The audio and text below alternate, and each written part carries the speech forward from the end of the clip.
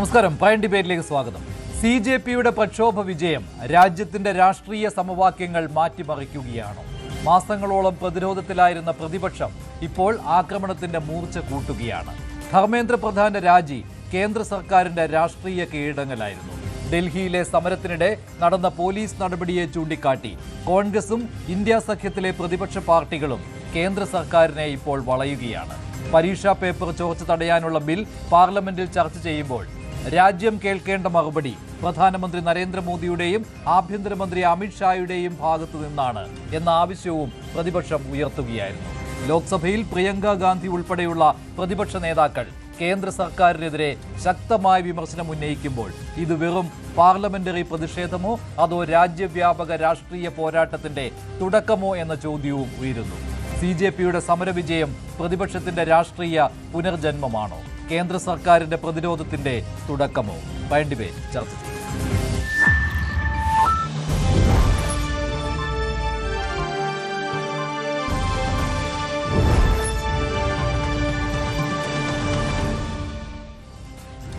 പരീക്ഷാ ചോദ്യപേപ്പർ ചോർച്ച തടയുവാനുള്ള ബിൽ പാർലമെന്റിൽ ചർച്ച ചെയ്യുകയാണ്. ഇതിനിടെയാണ് പ്രിയങ്ക ഗാന്ധി അതിരൂക്ഷമായ വിമർശനം കേന്ദ്ര സർക്കാരിനെതിരെ ഉന്നയിച്ചത്. പ്രധാനമന്ത്രി നരേന്ദ്രമോദിയും അമിത്ഷായും മറുപടി പറയണം എന്ന ആവശ്യവും പ്രതിപക്ഷം ഉന്നയിക്കുകയാണ്. CJPയുടെ ചരിത്ര വിജയം അത് പ്രതിപക്ഷത്തിന് ഊർജ്ജമായിരിക്കുകയാണോ എന്ന ചോദ്യമാണ് ഉയരുന്നത്. Shri P Shyamraj, Anand Kochukudy, Shri N Sreekumar, doctor G Gopakumar എന്നിവരാണ് ചേരുന്നത്. ആദ്യം ഡോക്ടർ ജി ഗോപകുമാർ, താങ്കൾ എങ്ങനെയാണ് കാണുന്നത്? ഇന്ന് പാർലമെന്റിൽ സാധാരണ പോലെയുള്ള പ്രതിഷേധം പ്രതിപക്ഷത്തിന്റെ ഭാഗത്തു നിന്നുണ്ടാകുന്നുണ്ട്.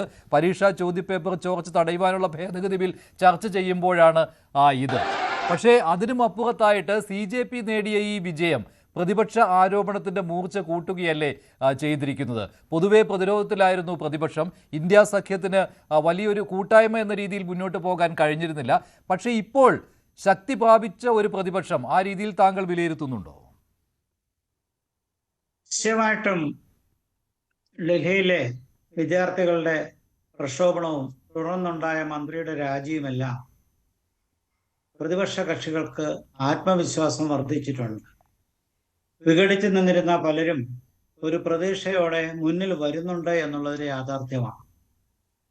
ഇതിന്റെ പിന്നിൽ പ്രവർത്തിച്ച പ്രതിപക്ഷ കക്ഷികളേക്കാൾ കൂടുതൽ വിദ്യാർത്ഥികളാണ് എന്നുള്ളതും, എന്നാൽ വിദ്യാർത്ഥികൾ നടത്തിയ സമരം അത്യപൂർവമായി മാറി എന്നും അതിന് വലിയ ജനകീയ പിന്തുണ പ്രത്യേകിച്ച് സൈബർ ഇടത്തിൽ ലഭിച്ചതുമെല്ലാം പ്രതിപക്ഷ കക്ഷികളെ ഞെട്ടിക്കുകയും ചെയ്തിട്ടുണ്ട്. ഭരണകക്ഷി എന്നുള്ള നിലയിൽ വലിയൊരു പ്രതിരോധത്തിലെത്താൻ സർക്കാരിന് നിർബന്ധിതമായി എന്നുള്ളതും വസ്തുതയാണ്. ഈ പശ്ചാത്തലത്തിൽ പാർലമെന്റ് കൂടുമ്പോൾ സ്വാഭാവികമായും പ്രതിപക്ഷ കക്ഷികൾ ഒന്നിച്ചു നിന്നുകൊണ്ട് ഭരണകക്ഷിയെ ആക്രമിക്കാനും പ്രതിരോധത്തിലാക്കാനും ശ്രമിക്കും. പക്ഷെ തൊട്ട് മുമ്പ് നമ്മൾ കണ്ട ഒരു രാഷ്ട്രീയ നീക്കം പ്രതിപക്ഷ കക്ഷികളിൽ ചില കക്ഷികളെങ്കിലും ഭരണ മുന്നണിയോട് അടുത്തു വരാൻ സാധ്യതയുണ്ട് നമ്മൾ കേട്ട ഒരു പശ്ചാത്തലവുമുണ്ട്.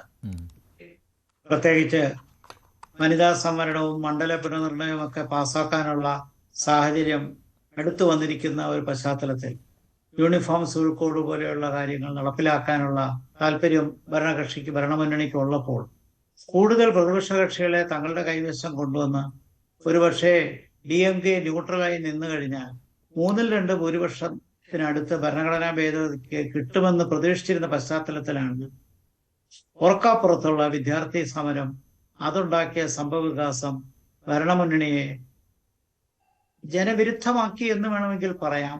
കാരണം ജനങ്ങളുടെ കണ്ണിൽ വളരെ പെട്ടെന്ന് ഗവൺമെന്റ് പ്രതിച്ഛായ നഷ്ടപ്പെട്ടു എന്നുള്ളത് വസ്തുതയാണ്.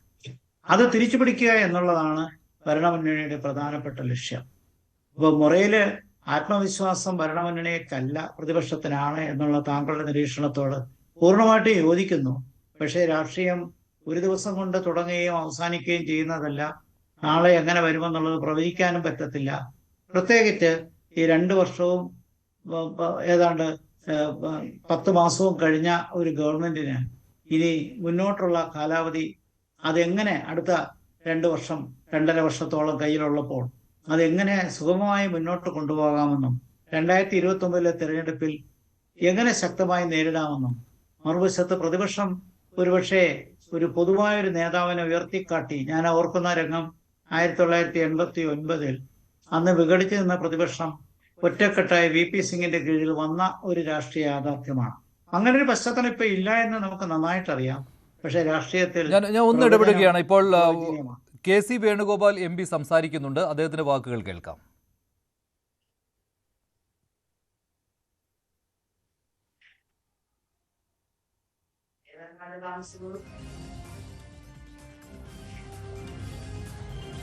അതിലേക്ക് വരാം. ഇപ്പോൾ ശ്രീ P. ശ്യാംരാജ്, താങ്കൾ എങ്ങനെ കാണുന്നു ഇപ്പോൾ ഡോക്ടർ G. ഗോപകുമാറിന്റെ ഈ വിലയിരുത്തൽ? പ്രതിപക്ഷത്തിന് ശക്തി വന്നിട്ടുണ്ട്, അതിന് കാരണം CJPയുടെ പ്രക്ഷോഭ വിജയമാണ്. അതിന്റെ ക്രെഡിറ്റ് പ്രതിപക്ഷത്തിന് കിട്ടുമോ എന്നുള്ളത് മറ്റൊരു കാര്യമാണ്. അത് യുവാക്കളുടെ വിജയമായി വിലയിരുത്തുകയും ചെയ്യാം. പക്ഷേ ഊർജം സംഭരിച്ചുള്ള ഒരു പ്രതിപക്ഷത്തെയാണ് ഇപ്പോൾ സർക്കാർ നേരിട്ട് കൊണ്ടിരിക്കുന്നത്.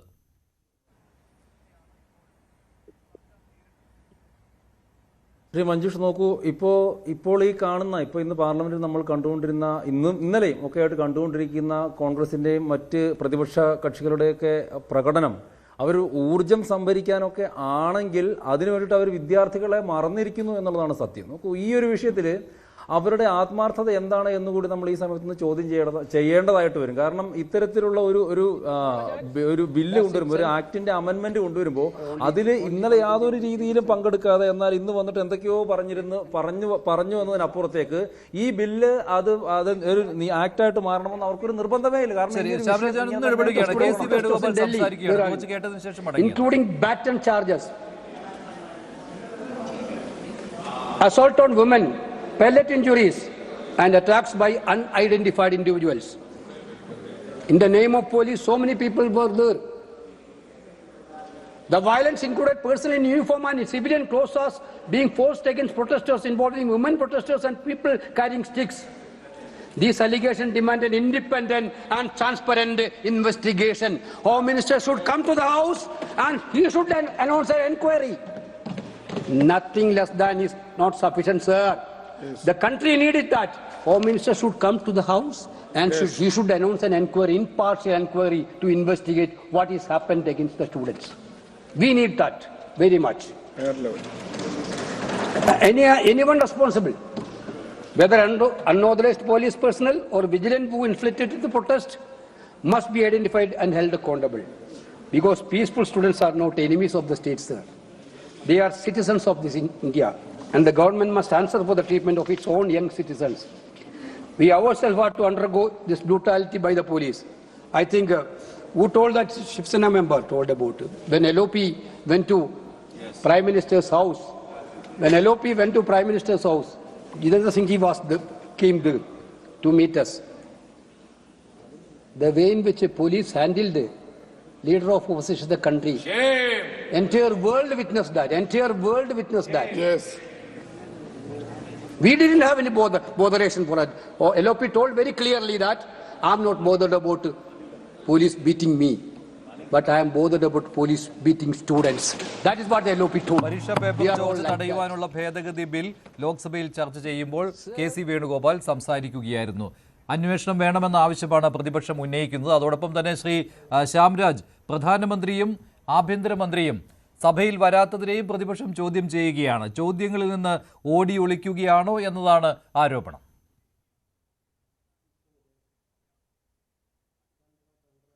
അത് നോക്കുമ്പോൾ പ്രധാനമന്ത്രിയും ആഭ്യന്തരമന്ത്രിയും സഭയിൽ വന്നാൽ ഇവർ മറ്റെന്തെങ്കിലും ഒരു ന്യായം ഉണ്ടാക്കുന്നു. ഇവരെ സംബന്ധിച്ചിട്ട് ഈ വിഷയം ഇങ്ങനെ നിർത്തുക എന്നതിനപ്പുറത്തേക്ക് ഇവർക്ക് എന്തെങ്കിലും ആഗ്രഹമുണ്ട്, ഇതിനൊരു പരിഹാരം കാണാൻ ആഗ്രഹമുണ്ടെന്ന് എനിക്ക് തോന്നുന്നില്ല. ഞാൻ മനസ്സിലാക്കിയെടുത്തോളം ഇപ്പോൾ മാത്രമല്ല, ഇപ്പോൾ യഥാർത്ഥ പ്രശ്നം എന്താണ്? യഥാർത്ഥ പ്രശ്നം എന്ന് പറയുന്നത് നിലവിൽ ഇത്തരത്തിലുള്ള ഒരു പേപ്പർ ലീക്കേജ് ഉണ്ടാവാതിരിക്കാൻ വേണ്ടിയിട്ടുള്ള അതിശക്തമായിട്ടുള്ള നിയമങ്ങൾ ഉണ്ടാകാം. ഇന്ന് കേന്ദ്ര സർക്കാർ തന്നെ ബഹുമാനപ്പെട്ട സുപ്രീം കോടതിയിൽ പറഞ്ഞിട്ടുള്ള എന്താണ്? അന്വേഷണം നടക്കട്ടെ എന്ന് തന്നെ പറയുകയും അതിനകത്ത് എന്താണ് കാര്യങ്ങൾ എന്നുള്ള പബ്ലിക് അറിയട്ടെ എന്ന് പറയുകയും ചെയ്യുമ്പോൾ മറുവശത്ത് എന്തിനാണ് കിടന്ന് ഇത്തരത്തിലുള്ള ബഹളം ഉണ്ടാക്കുന്നത്? ഈ വിഷയത്തിൽ ഒരു പരിഹാരം കാണുവാൻ വേണ്ടിയിട്ടോ ഇവിടെ ഒരു നിയമം ഉണ്ടാകാൻ വേണ്ടിയിട്ടോ അല്ലെങ്കിൽ പരീക്ഷാ ചോർച്ച നടത്തുന്ന കള്ളന്മാർക്കെതിരെ നടപടി ഉണ്ടാക്കണമെന്നോ കോൺഗ്രസ് പാർട്ടി ആഗ്രഹിക്കുന്നില്ല എന്ന്. അതുകൊണ്ടാണ് ഇത്തരത്തിലുള്ള നിലപാടുകളോട് ഒരു മുന്നോട്ട് പോകുന്നത്. ഞാനിപ്പോൾ 2010 എൻ്റെ ഓർമ്മ ശരിയാണെങ്കിൽ 2010 UPA സർക്കാർ തന്നെ ഒരു ബില്ല് കൊണ്ടിരുന്നു. ഈ കോപ്പിയടിക്കെതിരെ 2010 UPA സർക്കാർ തന്നെ ഒരു ബില്ല് കൊണ്ടിരുന്നു. പക്ഷെ അവരത് പാസ്സാക്കിയില്ല. പാസ്സാക്കിയിട്ടില്ല അവര് എന്ന് പറഞ്ഞാൽ അന്ന് തൊട്ടേ അവർക്ക് ഇതിനകത്തൊരു ആഗ്രഹമില്ല. ഇനി ഈ രാജ്യത്ത് ചോർച്ച ചെയ്യപ്പെട്ടിട്ടുള്ള ചോദ്യപേപ്പറിന്റെ ലിസ്റ്റൊക്കെ നമ്മൾ കഴിഞ്ഞ കുറേ ദിവസങ്ങളായിട്ട് ചർച്ച ചെയ്തുകൊണ്ടേയിരിക്കലാണ്. അതുകൊണ്ട് ഞാൻ അതിലേക്ക് കടക്കാൻ വേണ്ടിയിട്ട് പോകുന്നില്ല. ഇവിടെ കോൺഗ്രസ് ചെയ്യേണ്ടിയിരുന്നത് കൃത്യമായിട്ടുള്ള ഈ ചർച്ചകളിൽ പങ്കെടുക്കുകയും ഈ ബില്ല് പാസ്സാകാൻ അവർക്ക് ആത്മാർത്ഥത ഉണ്ടെങ്കിൽ അതല്ല അവർക്ക് ഈ വിഷയം ഇങ്ങനെ നീട്ടിക്കൊണ്ടു പോകാനാണെങ്കിൽ അവർ നടത്തിക്കൊള്ളട്ടെ. അതല്ല, പ്രതിപക്ഷ സഹകരണത്തോടെ തന്നെ പാസ്സാക്കുവാൻ തന്നെയാണ്, പ്രതിപക്ഷ സഹകരണത്തോടെ ആയിരിക്കും പാസ്സാക്കുക, അവരെ സമ്മതിച്ചിട്ടുമുണ്ട്.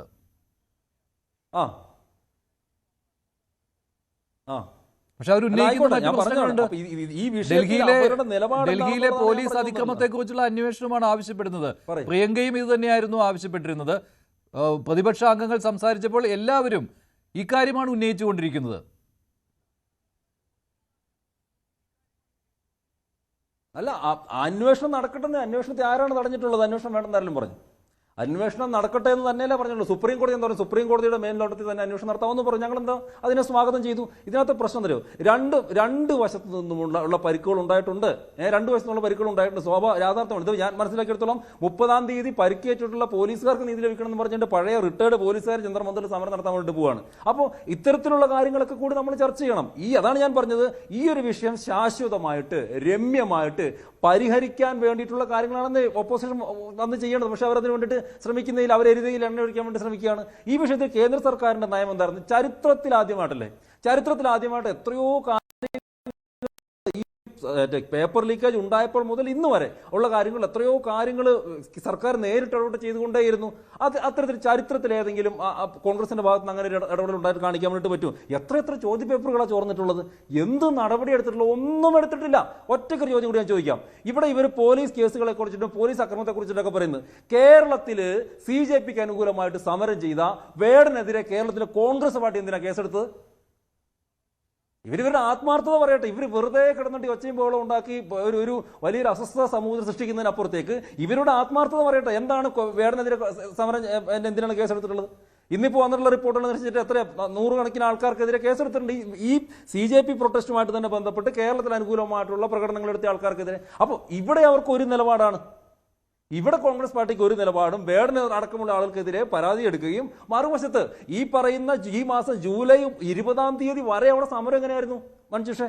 20-ാം തീയതി വരെ വിത്തൗട്ട് പെർമിഷൻ ആയിരുന്നു യന്ത്രമന്ദിരം സമരം നടത്തിക്കൊണ്ടിരുന്നത്. അതായത് ജൂൺ 6-ാം തീയതി വന്നിട്ടുള്ള അഭിജിത്തിന് അന്ന് വൈകുന്നേരം 5 മണി വരെ മാത്രം പ്രൊട്ടസ്റ്റിനുള്ള പെർമിഷൻ കൊടുത്തിട്ടും അതിനുശേഷം 10-30 ദിവസം തുടർന്ന് വന്ന പ്രൊട്ടസ്റ്റിലും ഏതെങ്കിലും രീതിയിലുള്ള ഒരു ഭംഗം വരുത്താൻ വേണ്ടിയിട്ട് ഒരു സേനയും ശ്രമിച്ചിട്ടില്ല. പിന്നെ എന്താണ് സംഭവിച്ചിട്ടുള്ളത്? ഈ മാസം 20-ാം തീയതി വന്നിട്ടുള്ള പാർലമെന്റിലേക്കുള്ള മാർച്ചും തുടർന്നുണ്ടായിട്ടുള്ള സംഘർഷത്തിനുമാണ് ഈ പറഞ്ഞിട്ടുള്ള നമ്മളിപ്പോൾ ചർച്ച ചെയ്യുന്ന കാര്യങ്ങളിലേക്ക് വന്നത്. അപ്പൊ അതുവരെ എത്രയോ നീറ്റായിട്ട് കാര്യങ്ങൾ കൈകാര്യം ചെയ്തുകൊണ്ടിരുന്നതാണ്. സ്വാഭാവികമായിട്ടും ഉണ്ടാകുന്ന ഒരു സമരത്തിൽ സ്വാഭാവികമായിട്ട് ഉണ്ടാകുന്ന കാര്യങ്ങൾ, ആ രീതിയിലുള്ള കാര്യങ്ങൾ സംഭവിച്ചിട്ടുണ്ട്. ഇനി അതിനപ്പുറത്തേക്ക് എന്തെങ്കിലും ഉണ്ടോ? അന്വേഷിക്കട്ടെ. ഇന്നിപ്പോ സുപ്രീം കോടതി തന്നെ പറഞ്ഞ എന്താണ്? നിലവിൽ അറസ്റ്റ് ചെയ്യപ്പെട്ടവരിൽ 18 വയസ്സിൽ താഴെയുള്ള ക്രിമിനൽ ബാക്ക്ഗ്രൗണ്ട് ഇല്ലാത്ത ആളുകളെ വിട്ടേക്കണം. അത് തന്നെയാണ് ഞങ്ങളും പറഞ്ഞത്. അത് തന്നെയാണ് കേന്ദ്ര സർക്കാരും പറഞ്ഞത്. എന്താണ്? സമാധാനപരമായിട്ട് സമരം ചെയ്ത ഒരാൾക്കെതിരെയും കേസെടുക്കില്ല. ഇന്നിപ്പോ ഡൽഹി പോലീസിന്റെ റിപ്പോർട്ട് വന്നിട്ടുള്ള എന്താ? ഡൽഹി പോലീസിന്റെ റിപ്പോർട്ട് ഒന്നും മാത്രമല്ല, അതായത് അഭിജിത് ദീപ്ക പറഞ്ഞ എന്താണ്? സമരത്തിൽ ആളുകൾ ഹൈജാക്ക് ചെയ്ത് ഗുണ്ടകൾ കയറാൻ വേണ്ടി സാധ്യതയുണ്ട്. ഇന്നലെ സൗരവ് ദാസ് പറഞ്ഞ എന്താണ്? ഇവരുടെ വക്താവ് പറഞ്ഞ എന്താണ്? ഈ സ്ത്രീകളെ അപമാനിച്ചതും ആക്രമണങ്ങൾ നടത്തിയതും CJPയുടെ ആളുകളല്ല എന്ന് പറയുമ്പോൾ അവിടെ ഒരു മാധ്യമപ്രവർത്തകയെ അവരെ ക്രൂരമായിട്ട് ഇങ്ങനെ നിങ്ങൾ കണ്ടില്ല, കയ്യിൽ പിടിച്ചുകൊണ്ട് നടക്കുന്ന ഒരു സീൻ ഉണ്ടായത്. അത്തരത്തിലുള്ള കാര്യങ്ങൾ ചെയ്ത ആരായിരുന്നു? ആ ക്രിമിനലുകൾ അറസ്റ്റ് ചെയ്യപ്പെടണമെന്നേ. അതിനെ CJP പോലും അവരെ അംഗീകരിക്കുന്നില്ലല്ലോ. ശ്രീകുമാർ, ഇവിടെ ഈ പരീക്ഷാ പേപ്പർ ചോർച്ച തടയുവാനുള്ള, ചോദ്യപേപ്പർ ചോർച്ച തടയുവാനുള്ള ബിൽ പാർലമെന്റിൽ അവതരിപ്പിച്ച് അതിന്മേൽ ചർച്ച നടക്കുമ്പോൾ അവിടെ ഈ CJP വിജയത്തിന്റെ ക്രെഡിറ്റ് എടുക്കുവാനുള്ള ശ്രമം കോൺഗ്രസ് നടത്തുന്നത് പോലെ മറ്റു പ്രതിപക്ഷ പാർട്ടികളും നടത്തുന്നത് പോലെ തോന്നുന്നുണ്ട് കേട്ടോ. കാരണം ചർച്ച ഈ പേപ്പർ ചോർച്ചയിലേക്ക് പോകാതെ പോലീസ് ലാത്തിചാർജിനെ കുറിച്ചും പിന്നെ ധർമ്മേന്ദ്ര പ്രധാനെ കുറിച്ചുമുള്ള കാര്യങ്ങളിലേക്ക് തന്നെ മടങ്ങിപ്പോവുകയാണ്. ശ്രീ മഞ്ജുഷ, ആ ചോദ്യം എന്തായാലും വളരെ എനിക്കിഷ്ടപ്പെട്ട ചോദ്യമാണ്. കാരണം കോൺഗ്രസ് ഇക്കാര്യത്തിൽ ആദ്യമേ ഒരു നിലപാട് പറഞ്ഞിട്ടുണ്ട്. ഇതിന്റെ ക്രെഡിറ്റ് ഞങ്ങൾക്ക് വേണ്ടാന്ന് കൃത്യമായിട്ട് KICC വ്യക്തമാക്കിയിട്ടുണ്ട്. ആത്മാർത്ഥതയുള്ള ഒരു സ്റ്റേറ്റ്മെന്റ് ആയിരുന്നു. അല്ല, ഞാൻ പറഞ്ഞുതരാം, അതിന്റെ ഡീറ്റെയിൽസ് ഞാൻ പറഞ്ഞുതരാം. അതായത് കോൺഗ്രസ് ഇന്ന് പാർലമെന്റിൽ കോൺഗ്രസ് പറയുന്നത് എന്താണെന്ന് വെച്ചാൽ, ആ സമരത്തിന്റെ വിജയമോ ആ സമരത്തിൽ വിദ്യാർത്ഥികൾ ഉന്നയിച്ച കാര്യമോ ഒക്കെ നമ്മൾ ചർച്ച ചെയ്തതാണ്. പാർലമെന്റിൽ ഉന്നയിച്ചത് ഈ വിദ്യാർത്ഥികളെ നിങ്ങൾ എങ്ങനെയാണ് കൈകാര്യം ചെയ്തത്, അവർക്കെതിരെ പ്രയോഗിച്ച ആയുധങ്ങൾ പ്രയോഗിക്കാൻ ആരാണ് നിർദ്ദേശം കൊടുത്തത്, അവർ വിദ്യാർത്ഥികളല്ലേ, അവർ തീവ്രവാദികളാണോ തുടങ്ങിയ ചോദ്യങ്ങളൊക്കെ ഉന്നയിക്കേണ്ടത് പ്രതിപക്ഷത്തിന്റെ ചുമതലയാണ്. അതാണ് അവർ നിർവഹിച്ചത്. ഇവിടെ നമ്മുടെ BJP സുഹൃത്ത് ശ്യാമരാജ് പറഞ്ഞൊരു കാര്യം എരുതിയിൽ എണ്ണ ഒഴിക്കുക എന്നാണ്. അങ്ങനെയാണെങ്കിൽ ആദ്യമേ ഈ സമരം കോൺഗ്രസ് അങ്ങ് ഏറ്റെടുക്കായിരുന്നല്ലോ, അവർ ചെയ്തില്ലല്ലോ. രാഹുൽ ഗാന്ധി എപ്പോഴാണ് ഇതിൽ ഇടപെട്ടത്? ഈ സമരം ഒരു അത് കോൺഗ്രസിന്റെയും പ്രതിപക്ഷ പാർട്ടികളുടെയും പരാജയമല്ലേ ശ്രീ എൻ ശ്രീകുമാർ? ഈ സമരം കോൺഗ്രസും പ്രതിപക്ഷ പാർട്ടികളും നടത്തേണ്ടതായിരുന്നു. അല്ല, ഞാൻ പറഞ്ഞ വിദ്യാർത്ഥികളുടെ പ്രശ്നത്തില് ഒരു വിദ്യാർത്ഥി പ്രസ്ഥാനം രൂപം കൊണ്ട് അവരൊരു സമരം നടത്തി. ആ വിഷയത്തെ കുറിച്ചാണ് നമ്മൾ സംസാരിക്കുന്നത്. അപ്പൊ അങ്ങനെ സമരം നടത്തുമ്പോൾ ആ സമരത്തിന്റെ ചർച്ചയിലാണ് ഞാൻ പങ്കെടുക്കുന്നത്.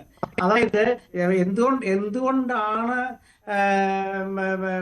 കോൺഗ്രസ് ആദ്യഘട്ടത്തിൽ ഈ സമരത്തിന്റെ നേതൃത്വം ഏറ്റെടുക്കാതെ ലോക്സഭാ പ്രതിപക്ഷ നേതാവ് എന്ന നിലയ്ക്ക് രാഹുൽ ഗാന്ധി ആദ്യവും പിന്നീട് AICCയുടെ തീരുമാനപ്രകാരം രണ്ടാമതും വന്നത്?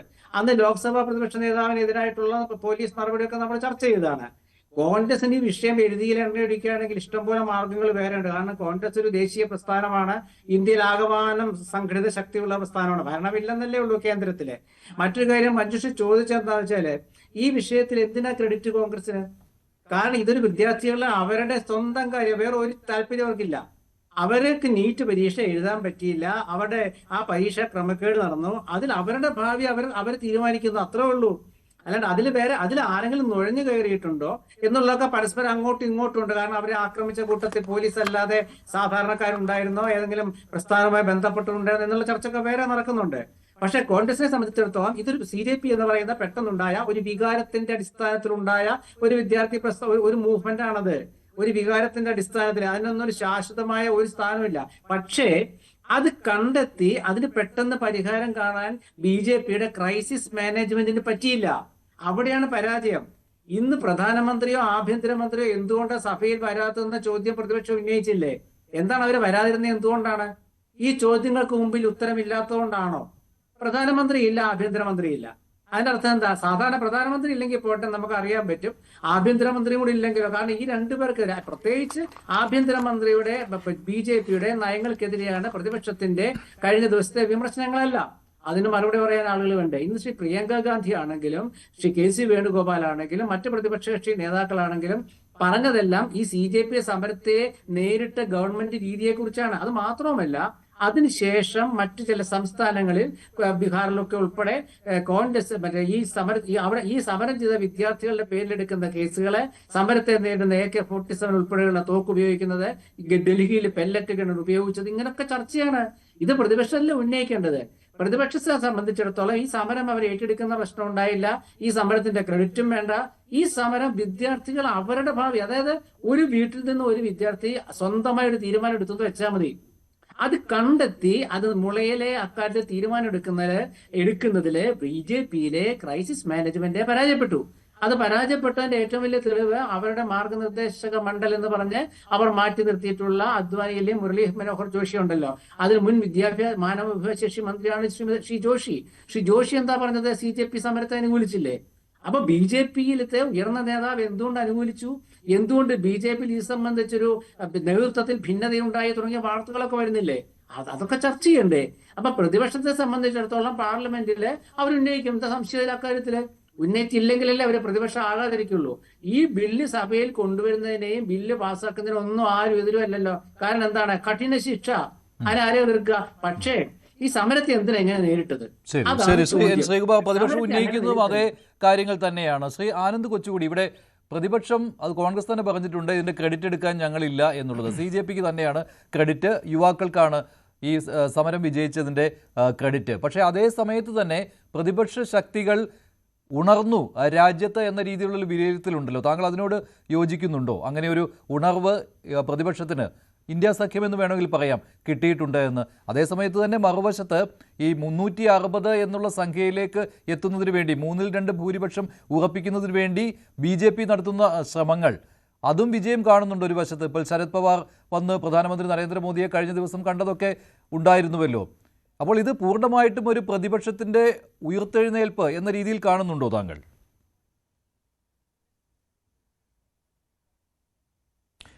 അല്ല മഞ്ജുഷ്, ഇത് പ്രതിപക്ഷത്തിന്റെ ഉയർത്തെഴുന്നേൽപ്പ് എന്നല്ല, പക്ഷെ മോദി വിരുദ്ധ ഒരു കൂട്ടായ്മയുണ്ടല്ലോ, അവർക്ക് വലിയ ഒരു ഉണർവുണ്ടായിട്ടുണ്ട്. അത് ഇപ്പോഴത്തെ ഒരു സാഹചര്യത്തിൽ മോദി വിരുദ്ധരെന്ന് പറയുമ്പോൾ അത് വലിയൊരു റെയിൻബോ സഖ്യമാണ്. ഇപ്പോൾ കേരളത്തിലൊക്കെ CPM-നെതിരെ ഇവിടെ UDF ഉണ്ടാക്കിയ ഒരു റെയിൻബോ സഖ്യം പോലെ വലിയൊരു റെയിൻബോ സഖ്യമാണ് അത്.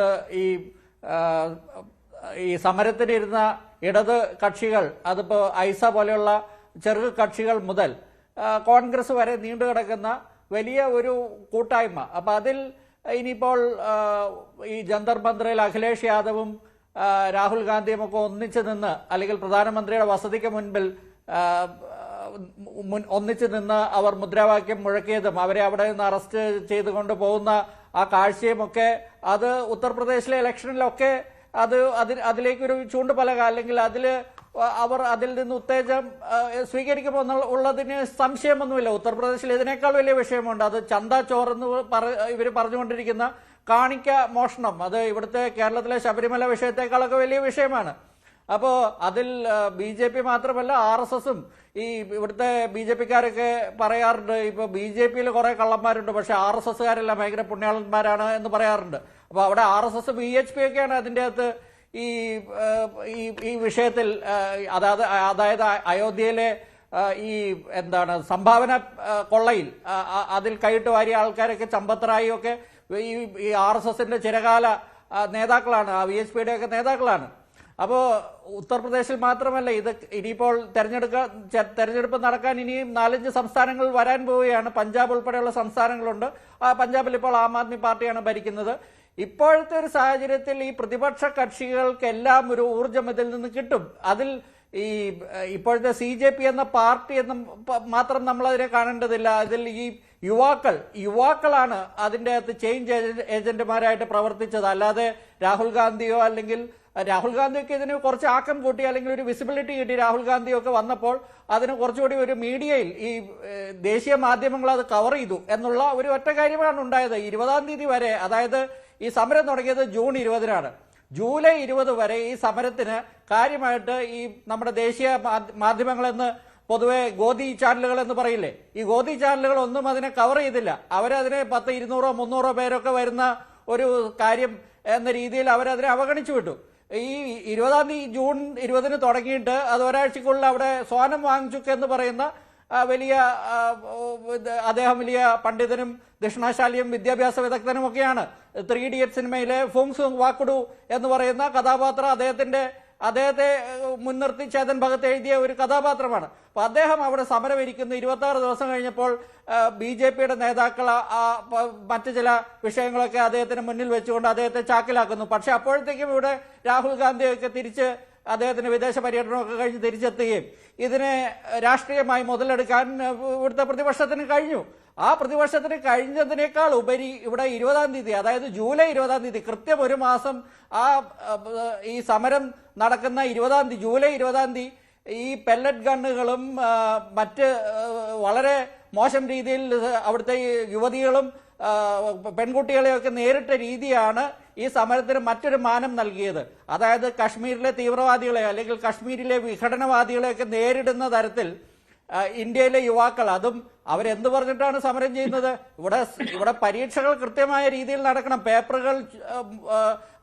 ക്വസ്റ്റ്യൻ പേപ്പറുകൾ മോഷണം പോകാൻ പാടില്ല, അല്ലെങ്കിൽ ലീക്കാകാൻ പാടില്ല, അല്ലെങ്കിൽ ഈ എക്സാമുകൾ ക്യാൻസൽ ആകാൻ പാടില്ല എന്ന് പറയുന്ന 2024 ധർമ്മേന്ദ്ര പ്രധാന്റെ കാലയളവിൽ ഇതേ കാര്യം ഉണ്ടായിട്ടുണ്ട്. അന്ന് അദ്ദേഹം ഒരു ഉളുപ്പുമില്ലാതെ രാജിവെക്കാതെ തുടരുകയും ഇവിടെ മോദിയും അമിത്ഷായും എല്ലാം അവരുടെ ആ ഒരു ശക്തി, ഇവിടെ ഏകപക്ഷീയമായിട്ടുള്ള ഭരണമാണല്ലോ നടക്കുന്നത് നമ്മുടെ നാട്ടിൽ. അപ്പോൾ ആ ഒരു ഏകപക്ഷീയമായിട്ടുള്ള ആ ഒരു ഗോദി മീഡിയയൊക്കെ കയ്യിലെടുത്തുകൊണ്ട് അതിനെ വളരെ എളുപ്പത്തിൽ അതിനെ ഈ ഈച്ചയെ അടിച്ചു കൊല്ലുന്നത് പോലെ അന്ന് സമരക്കാരെയൊക്കെ നേരിട്ടു. ഇത്തവണ പക്ഷേ അത് ഉണ്ടായില്ല എന്നുള്ളിടത്താണ് ഈ സമരത്തിന്റെ മൊത്തത്തിൽ മുഖച്ഛായ മാറിയത്. ജൂലൈ 20-ന് അവിടെ നമ്മുടെ നാഷണൽ ക്യാപിറ്റലില് ജന്തർ മന്ദറിലും പരിസരത്തും, പ്രത്യേകിച്ച് ഈ പാലിക ബസാർ എന്ന് പറയുന്ന സ്ഥലം, അതായത് രാജീവ് ചൗക്ക് മെട്രോ സ്റ്റേഷന് അടിയിൽ അണ്ടർഗ്രൗണ്ടിലാണ് ഈ പാലിക ബസാർ എന്ന് പറയുന്നത്. ആ പാലിക ബസാറിൽ 7 RAF-ന്റെ റാപ്പിഡ് ആക്ഷൻ ഫോഴ്സിന്റെ ജവാന്മാർക്ക് ആ പരിസരത്ത് CRPF-ന്റെ റിപ്പോർട്ട് പ്രകാരം 7 ജവാന്മാരുടെ കയ്യിൽ പെല്ലറ്റ് ഗണ്ണുകൾ ഉണ്ടായിരുന്നു. അതിൽ ചിലർ പല റൗണ്ടുകൾ വെടിയുതിർക്കുകയും 2 പേർ വളരെ മാരകമായി പരിക്കേൽക്കുകയും ഈ യുവാക്കൾ ഇപ്പോൾ അതിനെതിരെ പരാതി കൊടുക്കുകയും കേസ് കൊടുക്കുകയും ചെയ്തിട്ടുണ്ട്. അതിനുശേഷമാണ് ഈ വിഷയം ഇത്രയും വലിയ തോതിൽ കത്തിയത്. പ്രതിപക്ഷം എന്തായാലും ഇതിൽ അവർക്ക് ചെയ്യാൻ പറ്റുന്ന കാര്യങ്ങളെല്ലാം ചെയ്യും. കാരണം അതാണല്ലോ അവർ ചെയ്യേണ്ടത്. അവർ ഈ മോദിയും അമിത്ഷായും അവർക്കുള്ള ഏകപക്ഷീയമായിട്ടുള്ള ഭരണം എന്നേക്കുമായിട്ട് അങ്ങ് തുടരട്ടെ എന്നല്ല അവർ വിചാരിക്കുന്നത്. അവരിത് രാഷ്ട്രീയമായി മുതലെടുക്കുമെന്ന കാര്യത്തിൽ സംശയമില്ല. കഴിഞ്ഞ 12 വർഷമായിട്ട് ഇങ്ങനെ ഒരു സുവർണ അവസരം കിട്ടിയിട്ടുമില്ല. ഏറിയും കുറഞ്ഞുമൊക്കെ ചില അവസരങ്ങൾ കിട്ടിയെങ്കിലും അത് മുതലെടുക്കാൻ കഴിഞ്ഞിട്ടുമില്ല. ഡോക്ടർ ജി ഗോപകുമാർ, പക്ഷേ ഇവിടെ ഇനി അടുത്ത പ്രക്ഷോഭം വരുന്നതും യുവാക്കളിൽ നിന്നോ അല്ലെങ്കിൽ ഈ ഓൺലൈൻ വഴിയുള്ള കൂട്ടായ്മകളിലൂടെയായിരിക്കും. ഇപ്പോൾ EJP എന്ന് പറഞ്ഞ് വന്നു കഴിഞ്ഞിട്ടുണ്ടല്ലോ. അപ്പോൾ അവിടെയും പ്രതിപക്ഷത്തിന് നോക്കി നിൽക്കാനല്ലേ കഴിയുകയുള്ളൂ? അല്ലെങ്കിൽ ഈ സമരത്തോട് ഐക്യദാർഢ്യം പ്രകടിപ്പിച്ചുകൊണ്ട് വരിക, ഈ ഒരു 2 കാര്യങ്ങളെ ചെയ്യാൻ പറ്റുകയുള്ളൂ. അപ്പോൾ അവിടെ പ്രതിപക്ഷത്തിൻ്റെ ഉയർത്തെഴുന്നേൽപ്പാണോ അതോ ദൗർബല്യമായിരിക്കുമോ നിഴലിക്കുക? കാരണം പ്രതിപക്ഷ നിരയേക്കാൾ ജനങ്ങൾക്ക് വിശ്വാസം ഇങ്ങനെയുള്ള കൂട്ടായ്മകളിലാവുമ്പോൾ. നിശ്ചയമായിട്ടും മഞ്ജുഷ പറഞ്ഞ അവസാനത്തെ നിരീക്ഷണത്തിന് വലിയ പ്രസക്തിയുണ്ട്. നമ്മുടേതൊരു പാർലമെന്ററി ജനാധിപത്യമായതിനാൽ സാമ്പ്രദായിക രാഷ്ട്രീയ പാർട്ടികളാണ് ഇത്തരം കാര്യങ്ങളിൽ മുൻകൈ എടുക്കുകയും ഒരു പ്രതിപക്ഷത്തിന്റെ ഉത്തരവാദിത്വത്തിൽ പെരുമാറുകയും ചെയ്യേണ്ടത്. ഇവിടെ അത് ഉണ്ടായില്ല, അല്ലെങ്കിൽ വളരെ വൈകിയാണ് വന്നത് എന്ന് നിരീക്ഷിക്കാൻ നമ്മൾ നിർബന്ധിതമാകും. ഈ സമരത്തിന്റെ ഗുണം പ്രതിപക്ഷത്തിന് ലഭിച്ചു എന്ന് ഞാൻ കരുതുന്നില്ല. താങ്കൾ നിരീക്ഷിച്ചതുപോലെ ഇന്നത്തെ ഈ ഓൺലൈൻ സൈബർ യുഗത്തിൽ വളരെ പെട്ടെന്ന് ജനങ്ങളെ സംഘടിപ്പിക്കാൻ കഴിയുന്ന സംവിധാനം ഉള്ളതുകൊണ്ട് ഒരു ഇൻസ്റ്റാഗ്രാമോ ഒരു സൈബർ കണക്ടിവിറ്റിയോ വഴി ചെയ്യുന്ന ഒരു കൂട്ടായ്മ ഒരുപക്ഷെ ലക്ഷക്കണക്കിന് പാർട്ടി പ്ലാറ്റ്ഫോമുകളോ പൊതുയോഗങ്ങൾക്കോ ചെയ്യാൻ കഴിയുന്നതിനേക്കാൾ ജഡിതിയിൽ ചെയ്യാൻ സാധിക്കും. അതിന് ഇത്തരം വിദ്യാർത്ഥികളുടെ പ്രക്ഷോഭണം അതൊരു വഴികാട്ടിയായി മാറിയെങ്കിൽ അതിനെ ഒരു ഇൻസ്റ്റിറ്റ്യൂഷണൽ സ്ട്രെങ്ത് ആയി രൂപപ്പെട്ടു എന്ന് കരുതാനും പറ്റില്ല. ഞങ്ങള് അക്കാഡമിക്കായിട്ട് ഇതിനെ അനമിക് എന്ന് പറയും, ANOMIC, അനമിക് മൂവ്മെന്റ്സ് അഥവാ സാമ്പ്രദായികേതര രാഷ്ട്രീയ പ്രസ്ഥാനങ്ങൾ. അപ്പൊ ഇവർക്ക് എന്ത് ഭാവിയുണ്ട് എന്നുള്ളതൊക്കെ നമുക്ക് ചിന്തിക്കേണ്ടി വരും. അണ്ണാ ഹസാരെ മുൻകാലത്ത് നടത്തിയ വലിയൊരു സമരം നമ്മുടെ മുമ്പിൽ ഓർമ്മയുണ്ട്. അവ ആം ആദ്മി പാർട്ടി ആയപ്പോൾ അത് എവിടെ എത്തിയെന്ന് നമുക്കറിയാം. ജയപ്രകാശ് നാരായൺ നൽകിയ അടിയന്തരാവസ്ഥ വരുന്നതിന് മുമ്പോട്ടായ ഇന്ദിരാഗാന്ധിക്കെതിരെ നടത്തിയ സമരം അടിയന്തരാവസ്ഥയിൽ കലാശിച്ചെങ്കിലും വലിയ പ്രതീക്ഷയിൽ വന്ന ജനതാ പാർട്ടി ഗവൺമെന്റ് 2 വർഷത്തിനും തമ്മിലടിച്ചു പോവുകയും ചെയ്തു.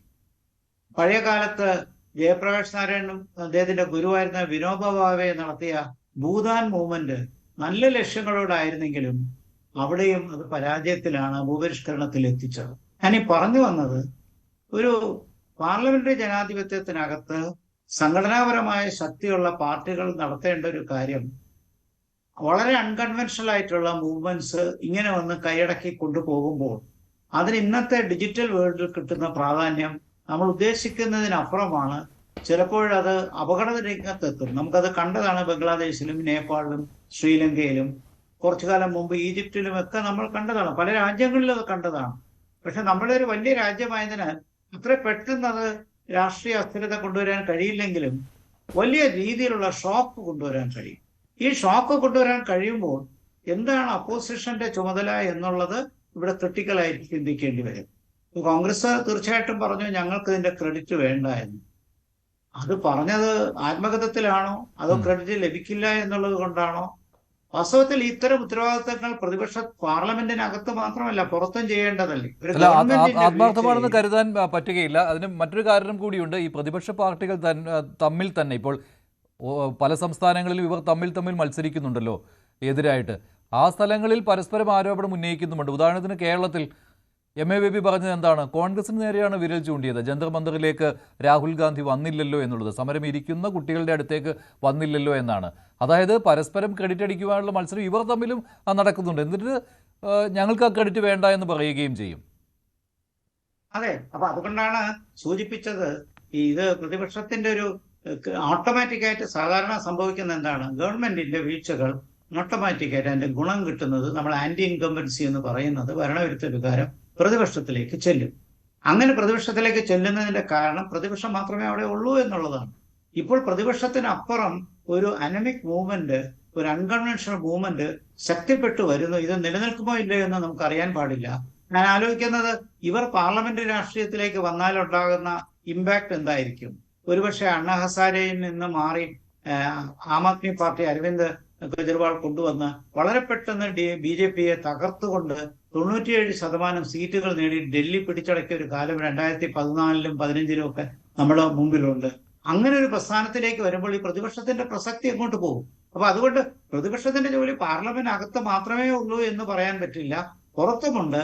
ഇത്തരം സുവർണാവസരങ്ങൾ ഉപയോഗിക്കാൻ കഴിഞ്ഞില്ല എന്നുള്ള ഒരു വസ്തുത അവിടെ നിൽക്കുമ്പോഴും താങ്കൾ ചൂണ്ടിക്കാണിച്ചതുപോലെ രാജ്യത്തെ പ്രതിപക്ഷം വളരെ ദുർബലമാണ് എന്നും പറയാതിരിക്കാൻ പറ്റില്ല. കാരണം നമ്മൾ നോക്കിക്കഴിഞ്ഞാൽ കോൺഗ്രസ് കഴിഞ്ഞാൽ ബാക്കിയുള്ള പാർട്ടികളെല്ലാം വളരെയധികം വിഭിന്നമായി നിൽക്കുകയാണ്. സംസ്ഥാനങ്ങളിൽ തന്നെ ഇവർക്ക് വലിയ വൈരുദ്ധ്യങ്ങളുണ്ട്. ഈ വൈരുദ്ധ്യങ്ങളെ മറികടന്ന് ഏകോപിപ്പിക്കാൻ പറ്റുന്ന രീതിയിലുള്ള ഒരു പൊളിറ്റിക്കൽ മൂവ്മെന്റ് കൊണ്ടുവരാൻ കഴിയുന്നില്ല എന്ന് മാത്രമല്ല, കോമൺ ഒരു ലീഡർ, ഞാൻ നേരത്തെ ചൂണ്ടിക്കാണിച്ചു 1989 VP സിംഗിനെ ഒരു കോമൺ ലീഡറായി പൊട്ടൻഷ്യൽ പ്രൈം മിനിസ്റ്റർ കാൻഡിഡേറ്റായി ഉയർത്തിക്കാട്ടിയതിന് ശേഷമാണ് അന്ന് 1989 അന്നത്തെ ജനതാദൾ നേതൃത്വത്തിലുള്ള സഖ്യത്തിന് VP സിംഗിന്റെ ഒരു മൈനോറിറ്റി ഗവൺമെന്റ് ആണെങ്കിലും അന്ന് ഭരണത്തിൽ വരാൻ കഴിഞ്ഞത്.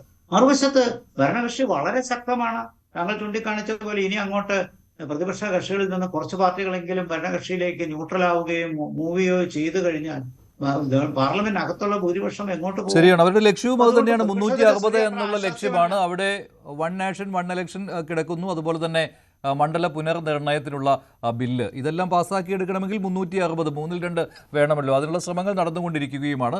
മറുവശത്ത് ശ്രീ പി ശ്യാംരാജ്, ഇവിടെ മറ്റൊരു കാര്യം, ഈ പെല്ലറ്റ് ഗൺ ഉപയോഗിച്ചുള്ള പോലീസിന്റെ അതിക്രമം, ഇതൊക്കെ ചർച്ച ചെയ്യാതെ പോകാൻ പറ്റുകയില്ല. അതാണ് പാർലമെന്റിൽ പ്രതിപക്ഷം ഉന്നയിക്കുന്നത് പ്രധാനമായിട്ടും. അല്ലാതെ ഈ പരീക്ഷാ പേപ്പർ ചോർച്ച ഭേദഗതി നിയമം അതിനെ എതിർക്കുകയല്ല പ്രതിപക്ഷം ചെയ്യുന്നത്.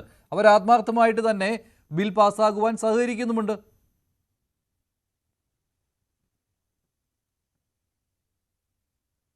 നോക്കൂ മഞ്ജുഷ, അതാണ് ഞാൻ തുടക്കത്തിലേ പറയുന്നത്. അക്കാര്യം തന്നെയാണ്. ചർച്ചകൾ നടക്കട്ടെ, അതിൽ ആർക്കാണ് ബുദ്ധിമുട്ടുള്ളത്? ചർച്ചകൾ നടക്കട്ടെ, അതിനകത്ത് അതിൻ്റെ പരിഹാരങ്ങൾ ഉരുത്തിരിയട്ടെ, കേസുകൾ വരട്ടെ, അതിൻ്റെ ശിക്ഷ ഒക്കെ നടക്കട്ടെ. അതിനകത്തൊന്നും ഇവിടെ ആർക്കും ഒരു പരാതിയുമില്ലെന്ന് ഞാൻ പറഞ്ഞത്. ഇതിനകത്ത് ഇവർ ഏകപക്ഷീയമായിട്ട് മാത്രം കാര്യങ്ങൾ തീരുമാനിക്കുമ്പോഴാണ്, മറ്റേ കാര്യങ്ങൾ പറയുമ്പോഴാണ് പ്രശ്നം. അതാണ് ചോദിക്കുന്നത്.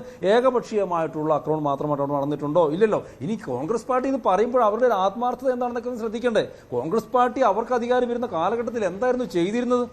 ഏതെങ്കിലും ഒരു കാര്യത്തിൽ, നിലവിലെ ഈ പറയുന്ന നീറ്റ് പരീക്ഷാ ചോർച്ചയുമായിട്ട് ബന്ധപ്പെട്ടിട്ടുള്ള ഏതെങ്കിലും ഒരു കാര്യത്തിൽ അവർ പറയുന്ന കാര്യങ്ങളിൽ അവരുടെ ആത്മാർത്ഥത എന്താണ്? ചരിത്രം നമ്മൾ എത്ര തവണ സമരങ്ങൾ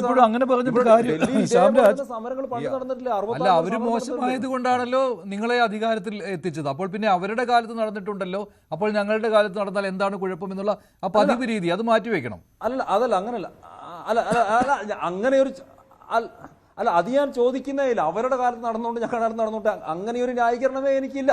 അങ്ങനെ ഒരു ന്യായീകരണം കേന്ദ്ര സർക്കാരിനില്ലല്ലോ.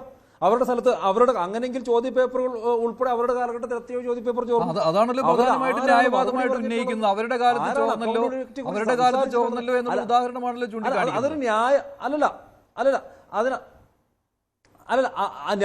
ന്യായവാദത്തിനല്ല മഞ്ജുഷ. അവിടെ പ്രശ്നം എന്താണെന്ന് പറയുന്നത്, ഇത് ഈ ഒരു കാലഘട്ടത്തിൽ മാത്രം വന്നിട്ടുള്ള ഒരു പ്രശ്നമാണ് എന്ന രീതിയിൽ അവതരിപ്പിക്കുന്നത് കൊണ്ടാണ്. അതായത് ഈ പറയുന്ന ആ 20-ാം തീയതി മാത്രമുള്ള സമരത്തിലെ വിഷയങ്ങളാണെങ്കിലും അല്ലെങ്കിൽ ചോദ്യപേപ്പർ ചോർച്ചയാണെങ്കിലും ഈ ഒരു കാലഘട്ടത്തിൽ മാത്രം, അതും പ്രത്യേകിച്ച് ചെറുപ്പക്കാരായിട്ടുള്ള ആളുകളാണ്. അവർ 15-10 അവരുടെ ഒരു ഓർമ്മ വന്ന കാലങ്ങളിൽ തൊട്ട് കാണുന്നത് അവർ കഴിഞ്ഞൊരു 10-12 വർഷത്തെ കാര്യങ്ങളാണ്. അപ്പോൾ അവരിലേക്ക് ഇത് മാത്രമാണ് എന്ന് പറഞ്ഞിട്ട് മനഃപൂർവ്വം കുത്തി നിറയ്ക്കുന്നതിനാണ് ഞങ്ങൾ എതിർക്കുന്നത്. അങ്ങനെ പറയുമ്പോൾ തീർച്ചയായിട്ടും ചരിത്രം പറയേണ്ടി തന്നെ വരുമെന്നേ. അവിടെയാണ് പ്രശ്നമെന്ന് പറയുന്നത്. ഇതൊരു 40 വയസ്സിന് ശേഷമുള്ള ആൾക്ക് ഇതിനകത്തൊരു പ്രശ്നമില്ല. പക്ഷേ ചെറുപ്പക്കാരിലേക്ക് ഈ ഒരു കാലഘട്ടത്തിൽ മാത്രമാണ് പ്രശ്നങ്ങൾ ഉണ്ടാവുന്നതെന്ന് കുത്തി നിറയ്ക്കുമ്പോൾ അതിന് മുമ്പുണ്ടായിരുന്ന ഭീകരമായിട്ടുള്ള അവസ്ഥയെക്കുറിച്ച് പറയണ്ടേ? മനസ്സിലാക്കണ്ടേ? അതിലൊക്കെ വെച്ച് നോക്കുമ്പോൾ 2014 മുമ്പുണ്ടായിരുന്ന ഈ ചോദ്യ പേപ്പർ ചോർച്ചകളായിക്കോട്ടെ, പോലീസിന്റെ അക്രമങ്ങളായിക്കോട്ടെ, ഒക്കെ എത്രയോ ബെറ്റർ ആയിട്ട് നമുക്ക് മുമ്പോട്ട് പോകാൻ വേണ്ടിയിട്ട് പറ്റിയിട്ടുണ്ട്. അതിനേക്കാളൊക്കെ എത്രയോ ബെറ്റർ ആയിട്ട്. അതല്ല ഞാൻ ചോദിക്കുന്നത്. ഈ ഒരു സമരത്തിൽ തന്നെ നിങ്ങൾ എടുക്ക്. ഈ ഒരു സമരത്തിൽ എപ്പോഴാണ് ഇത്തരത്തിൽ നമ്മൾ ഈ ചർച്ച ചെയ്യുന്ന രീതിയിലുള്ള പ്രശ്നങ്ങൾ ഉണ്ടായിട്ടുള്ളത്? അത് 20-ാം തീയതി മാത്രമാണ്. അതിനു മുമ്പുള്ള 34 ദിവസങ്ങൾ എങ്ങനെയായിരുന്നു? അതുപോലെ 20-ാം തീയതി സമരം ചെയ്യാൻ മാത്രം മതിയല്ലോ. പെർമിഷൻ ഇല്ല. അതാണ് പെല്ലറ്റ് ഗൺ ഉപയോഗിച്ചുള്ള ആക്രമണം എന്ന് പറയുന്നത്. അത് ഏകപക്ഷീയമായിട്ടുള്ള ആക്രമണം അല്ല, അതാ പറഞ്ഞത്. അത് നോക്കുക, അവിടെ എത്രയോ പോലീസുകാർക്ക് ആദ്യം 118, ഇപ്പൊ 200ഓളം വരുന്നിട്ടുള്ള പോലീസുകാർക്ക് ആക്രമണം ഉണ്ടായിട്ടുണ്ട് എതിരെ.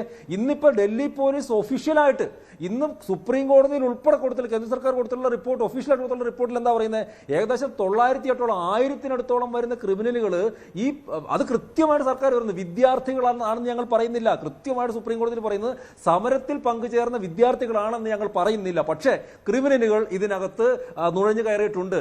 ഇത് ഞങ്ങൾ മാത്രം പറഞ്ഞതല്ല. ഈ ഒരു കാര്യം BJP കേന്ദ്ര സർക്കാർ മാത്രം പറഞ്ഞിട്ടല്ല. അതാണ് ഞാൻ കഴിഞ്ഞ ടേണിൽ ഞാൻ പറയാൻ വേണ്ടി വെച്ചൊരു പോയിന്റ്. അതാണ് അഭിജിത് ദീപ്കെ തന്നെ പറഞ്ഞിരുന്നത് എന്ത് ഗുണ്ടകൾ നുഴഞ്ഞു കയറാൻ വേണ്ടി സാധ്യതയുണ്ടെന്ന്. ഇന്നലെ സൗരവ് ദാസ് പറഞ്ഞ എന്താണ്? ഈ തരത്തിലുള്ള ആ പെൺകുട്ടി ഒരു മാധ്യമ പ്രവർത്തകയാണ്. ആ കുട്ടിയെ കാണിക്കുന്ന നിങ്ങളെല്ലാവരും കണ്ടല്ലോ. എങ്ങനെയാണ്, എത്രയോ മോശമായിട്ടാണ് ആ കുട്ടിയോട് അതിനകത്ത് നുഴഞ്ഞു കയറിയ ഗുണ്ടകൾ പെരുമാറുന്നതെന്ന്. അത്തരത്തിലുള്ള എത്രയോ കാര്യങ്ങൾ ഉണ്ടായിട്ടുണ്ട്. എത്രയോ പോലീസുകളാണ് താടിയെല്ല് തകർന്നിട്ടും ഈ തരത്തിലുള്ള ആക്രമിക്കപ്പെട്ടിട്ടും ആശുപത്രികളിലായിട്ടുള്ളത്. അപ്പൊ ഈ കാര്യമെല്ലാം അന്വേഷിക്കപ്പെടേണ്ടേ? ഇതിനെക്കുറിച്ചിട്ടെല്ലാം ചർച്ചകൾ നടക്കേണ്ടേ എന്ന് മാത്രമേ ഞങ്ങൾ പറഞ്ഞിട്ടുള്ളൂ. അപ്പോൾ അത് ഒന്ന് CJPയുടെ ആളുകൾ സംഭവിച്ചിട്ടുള്ള കാര്യമാണ്. ഏകദേശം എൻ്റെ ഓർമ്മ ശരിയാണ് 101ഓളം മർഡർ കേസുകളിലെ പ്രതികൾ ഇങ്ങോട്ട് നുഴഞ്ഞു കയറിയിട്ടുണ്ടെന്ന്. അതിനകത്ത് 60 പേരെന്തോ സ്ത്രീപീഡന കേസുകളുടെ വിഷയമുള്ള ആളുകൾ നുഴഞ്ഞു കയറിയിട്ടുണ്ട്. ഇത് യാഥാർത്ഥ്യമാണെന്ന്. ഇതിനെക്കൂടി ചർച്ച ചെയ്യുമ്പോഴത്തേക്ക് ഈ ആളുകളെ കൂടി വെറുതെ വിടണമെന്നാണ് കോൺഗ്രസ് പാർട്ടി പറയുന്നത്. അത് CJPക്ക് പോലും അങ്ങനെ ഒരു അഭിപ്രായമില്ല. അവർ പറയുന്നത് അവരുടെ ആളുകൾ സമാധാനപരമായിട്ടാണ് ചർച്ച നടത്തിയെന്നാണ്. അവർ പറയുന്നത് സമരത്തിലേക്ക് ആളുകൾ നുഴഞ്ഞു കയറിയിട്ടുണ്ടെന്നാണ്. അവർ പറയുന്നത് അക്രമം നടത്തിയത് അവരുടെ ആളുകളല്ല എന്നാണ്. എന്ന് CJP തന്നെ പറയുമ്പോൾ മറുവശത്ത് കോൺഗ്രസ് എന്തിനാ ഈ പറയുന്ന ആളുകളെ അതെന്തിനാണ് കോൺഗ്രസ് അത്തരത്തിലുള്ള ഒരു ആരോപണം ഉന്നയിക്കുന്നത്? രാഷ്ട്രീയ നേട്ടം കൊയ്യുന്നതിന് വേണ്ടി പൊതുവായിട്ട് ഇത്തരത്തിലുള്ള ആരോപണങ്ങൾ ഉന്നയിക്കുകയല്ലേ ചെയ്യുന്നത്? നോക്കൂ മഞ്ജുഷേ, നമ്മുടെ ശ്യാംരാജ് പറയുന്നത് കോൺഗ്രസ് അങ്ങനൊന്നും പറഞ്ഞിട്ടില്ല. കോൺഗ്രസ് ആകപ്പാടെ ഈ വിഷയത്തിൽ കോൺഗ്രസ് ഇടപെട്ട് തന്നെ വൈകി. ആ വൈകിയതിനെ കുറിച്ച് CPM ഉന്നയിച്ച ആക്ഷേപം മഞ്ജുഷ സൂചിപ്പിക്കേണ്ടതല്ലോ. കോൺഗ്രസ് പറയുന്നത് എന്താണെന്ന് വെച്ചാൽ, രാജ്യം ഇന്ന് ചോദിക്കുന്ന ഒരു ചോദ്യമുണ്ട്, ഈ വിദ്യാർത്ഥികളെ നേരിട്ട രീതി എന്താണ്? കാരണം ഇന്ന് ഈ ബില്ലിനെ കുറിച്ച് മന്ത്രി ജിതേന്ദ്ര സിംഗ് പാർലമെന്റിൽ പറഞ്ഞപ്പോൾ അദ്ദേഹം പറഞ്ഞത് ഇത് വിദ്യാർത്ഥികളുടെ ക്ഷേമത്തിന് വേണ്ടിയുള്ള ഈ പരീക്ഷാ ക്രമക്കേടുകൾ പരിഹരിക്കുന്നതിനുള്ള ഒരു ബില്ലാണെന്ന് പറഞ്ഞു. ക്ഷേമത്തിന് വേണ്ടി, വിദ്യാർത്ഥി ക്ഷേമത്തിന് വേണ്ടിയുള്ള ഒരു ബില്ലാണ്. ആ വിദ്യാർത്ഥി ക്ഷേമത്തിന് വേണ്ടിയുള്ള ബില്ല് അവതരിപ്പിച്ച മന്ത്രിയോടാണ് കോൺഗ്രസിന്റെ നേതാവ് പ്രിയങ്ക ഗാന്ധി ചോദിച്ചത് ഇവരെ നേരിട്ട രീതി. അതാണ് ഒന്ന്. രണ്ടാമത്തെ കാര്യം, ഇതിൽ നുഴഞ്ഞുകയറ്റമൊക്കെ ഉണ്ടായിട്ടുണ്ടെന്ന് ഇല്ലെന്ന് ആരാ പറഞ്ഞേ? കോൺഗ്രസ് പറഞ്ഞു എല്ലാവരും വിദ്യാർത്ഥികളാണെന്ന്. കോൺഗ്രസ് പറഞ്ഞിട്ടില്ല. കോൺഗ്രസിന്റെ ഈ വിദ്യാർത്ഥി പ്രക്ഷോഭത്തെ നേരിട്ട രീതി, അവിടെ എന്താ രാഹുൽ ഗാന്ധി ജന്തർ മന്ദിറിൽ പോയോന്നല്ലേ ചിലർ ചോദിച്ചത്?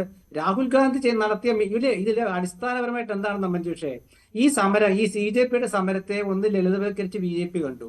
2, പ്രതിപക്ഷ നേതാവ് രാഹുൽ ഗാന്ധിയുടെ നേതൃത്വത്തിൽ കോൺഗ്രസ് ആവിഷ്കരിച്ച മിന്നൽ സമരത്തെ അറിയാനായിട്ട് ഇവിടെ ഇന്റലിജൻസ് സംവിധാനം പരാജയപ്പെട്ടു. ഈ 2 കാര്യങ്ങൾ വന്ന ശേഷം ഈ പ്രക്ഷോഭത്തിന്റെ രൂപം ഭാവവും മാറിയപ്പോൾ, വിദ്യാർത്ഥി പ്രക്ഷോഭത്തെ തടുക്കാൻ പറ്റാത്തൊരവസ്ഥ വന്നപ്പോൾ, എങ്കിൽ പിന്നെ അവർ മന്ത്രിമാർ ചർച്ചയ്ക്ക് വന്നു. ആ ചർച്ച കോൺഗ്രസ് എന്തെങ്കിലും പറഞ്ഞോ? ഇന്ന രീതി ഇടപെടണമെന്നെല്ലാം പറഞ്ഞോ? ഇല്ല. 2 മന്ത്രിമാർ ചർച്ച ചെയ്തു. അതിനുശേഷം പ്രതിപക്ഷ നേതാവ് എന്താണ്, ഈ സമരത്തിന് പിന്തുണ കൊടുത്തുകൊണ്ട് അദ്ദേഹത്തിൻ്റെതായ ഒരു പ്ലോട്ടിലാണ് ആ സമരം കൊണ്ട് നടന്നത്.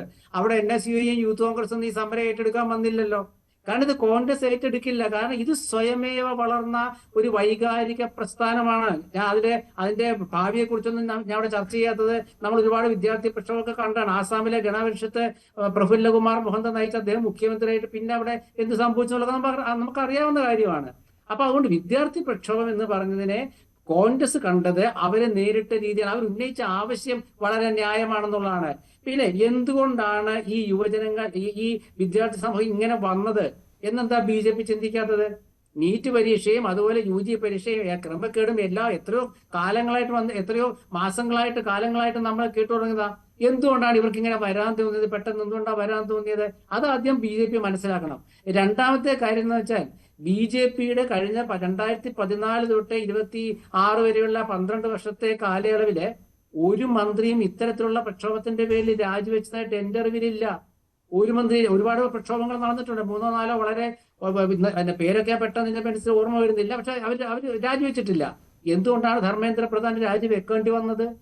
ധർമ്മേന്ദ്ര പ്രധാനെ രാജിവെപ്പിക്കാനായിട്ട് BJPക്ക് ഒരു താല്പര്യം ഉണ്ടായില്ലല്ലോ. കാരണം ഇന്നലെ അദ്ദേഹം പാർലമെന്റിൽ വന്നപ്പോൾ അദ്ദേഹത്തിന് കൊടുത്ത സ്വീകരണം അത് വ്യക്തമാക്കുന്നുണ്ട്. അപ്പൊ ഇവിടെ BJPക്ക് നയപരമായിട്ടുള്ള വീഴ്ച വന്നിരിക്കുന്നു. നയപരമായ വീഴ്ച ചൂണ്ടിക്കാണിച്ചിട്ടേ പ്രതിപക്ഷം ഇതിൽ മുന്നോട്ട് വരുന്നുള്ളൂ. അപ്പൊ അവന്റെ പ്രതിപക്ഷം അക്കാര്യം ചൂണ്ടിക്കാണിക്കുമ്പോൾ പ്രതിപക്ഷത്തെ വിമർശിക്കുകയല്ല വേണ്ടത്. ഇതിൽ എന്താ ആശയക്കുഴപ്പം ഉണ്ടായിട്ടുണ്ടോ BJPക്കുള്ളിൽ?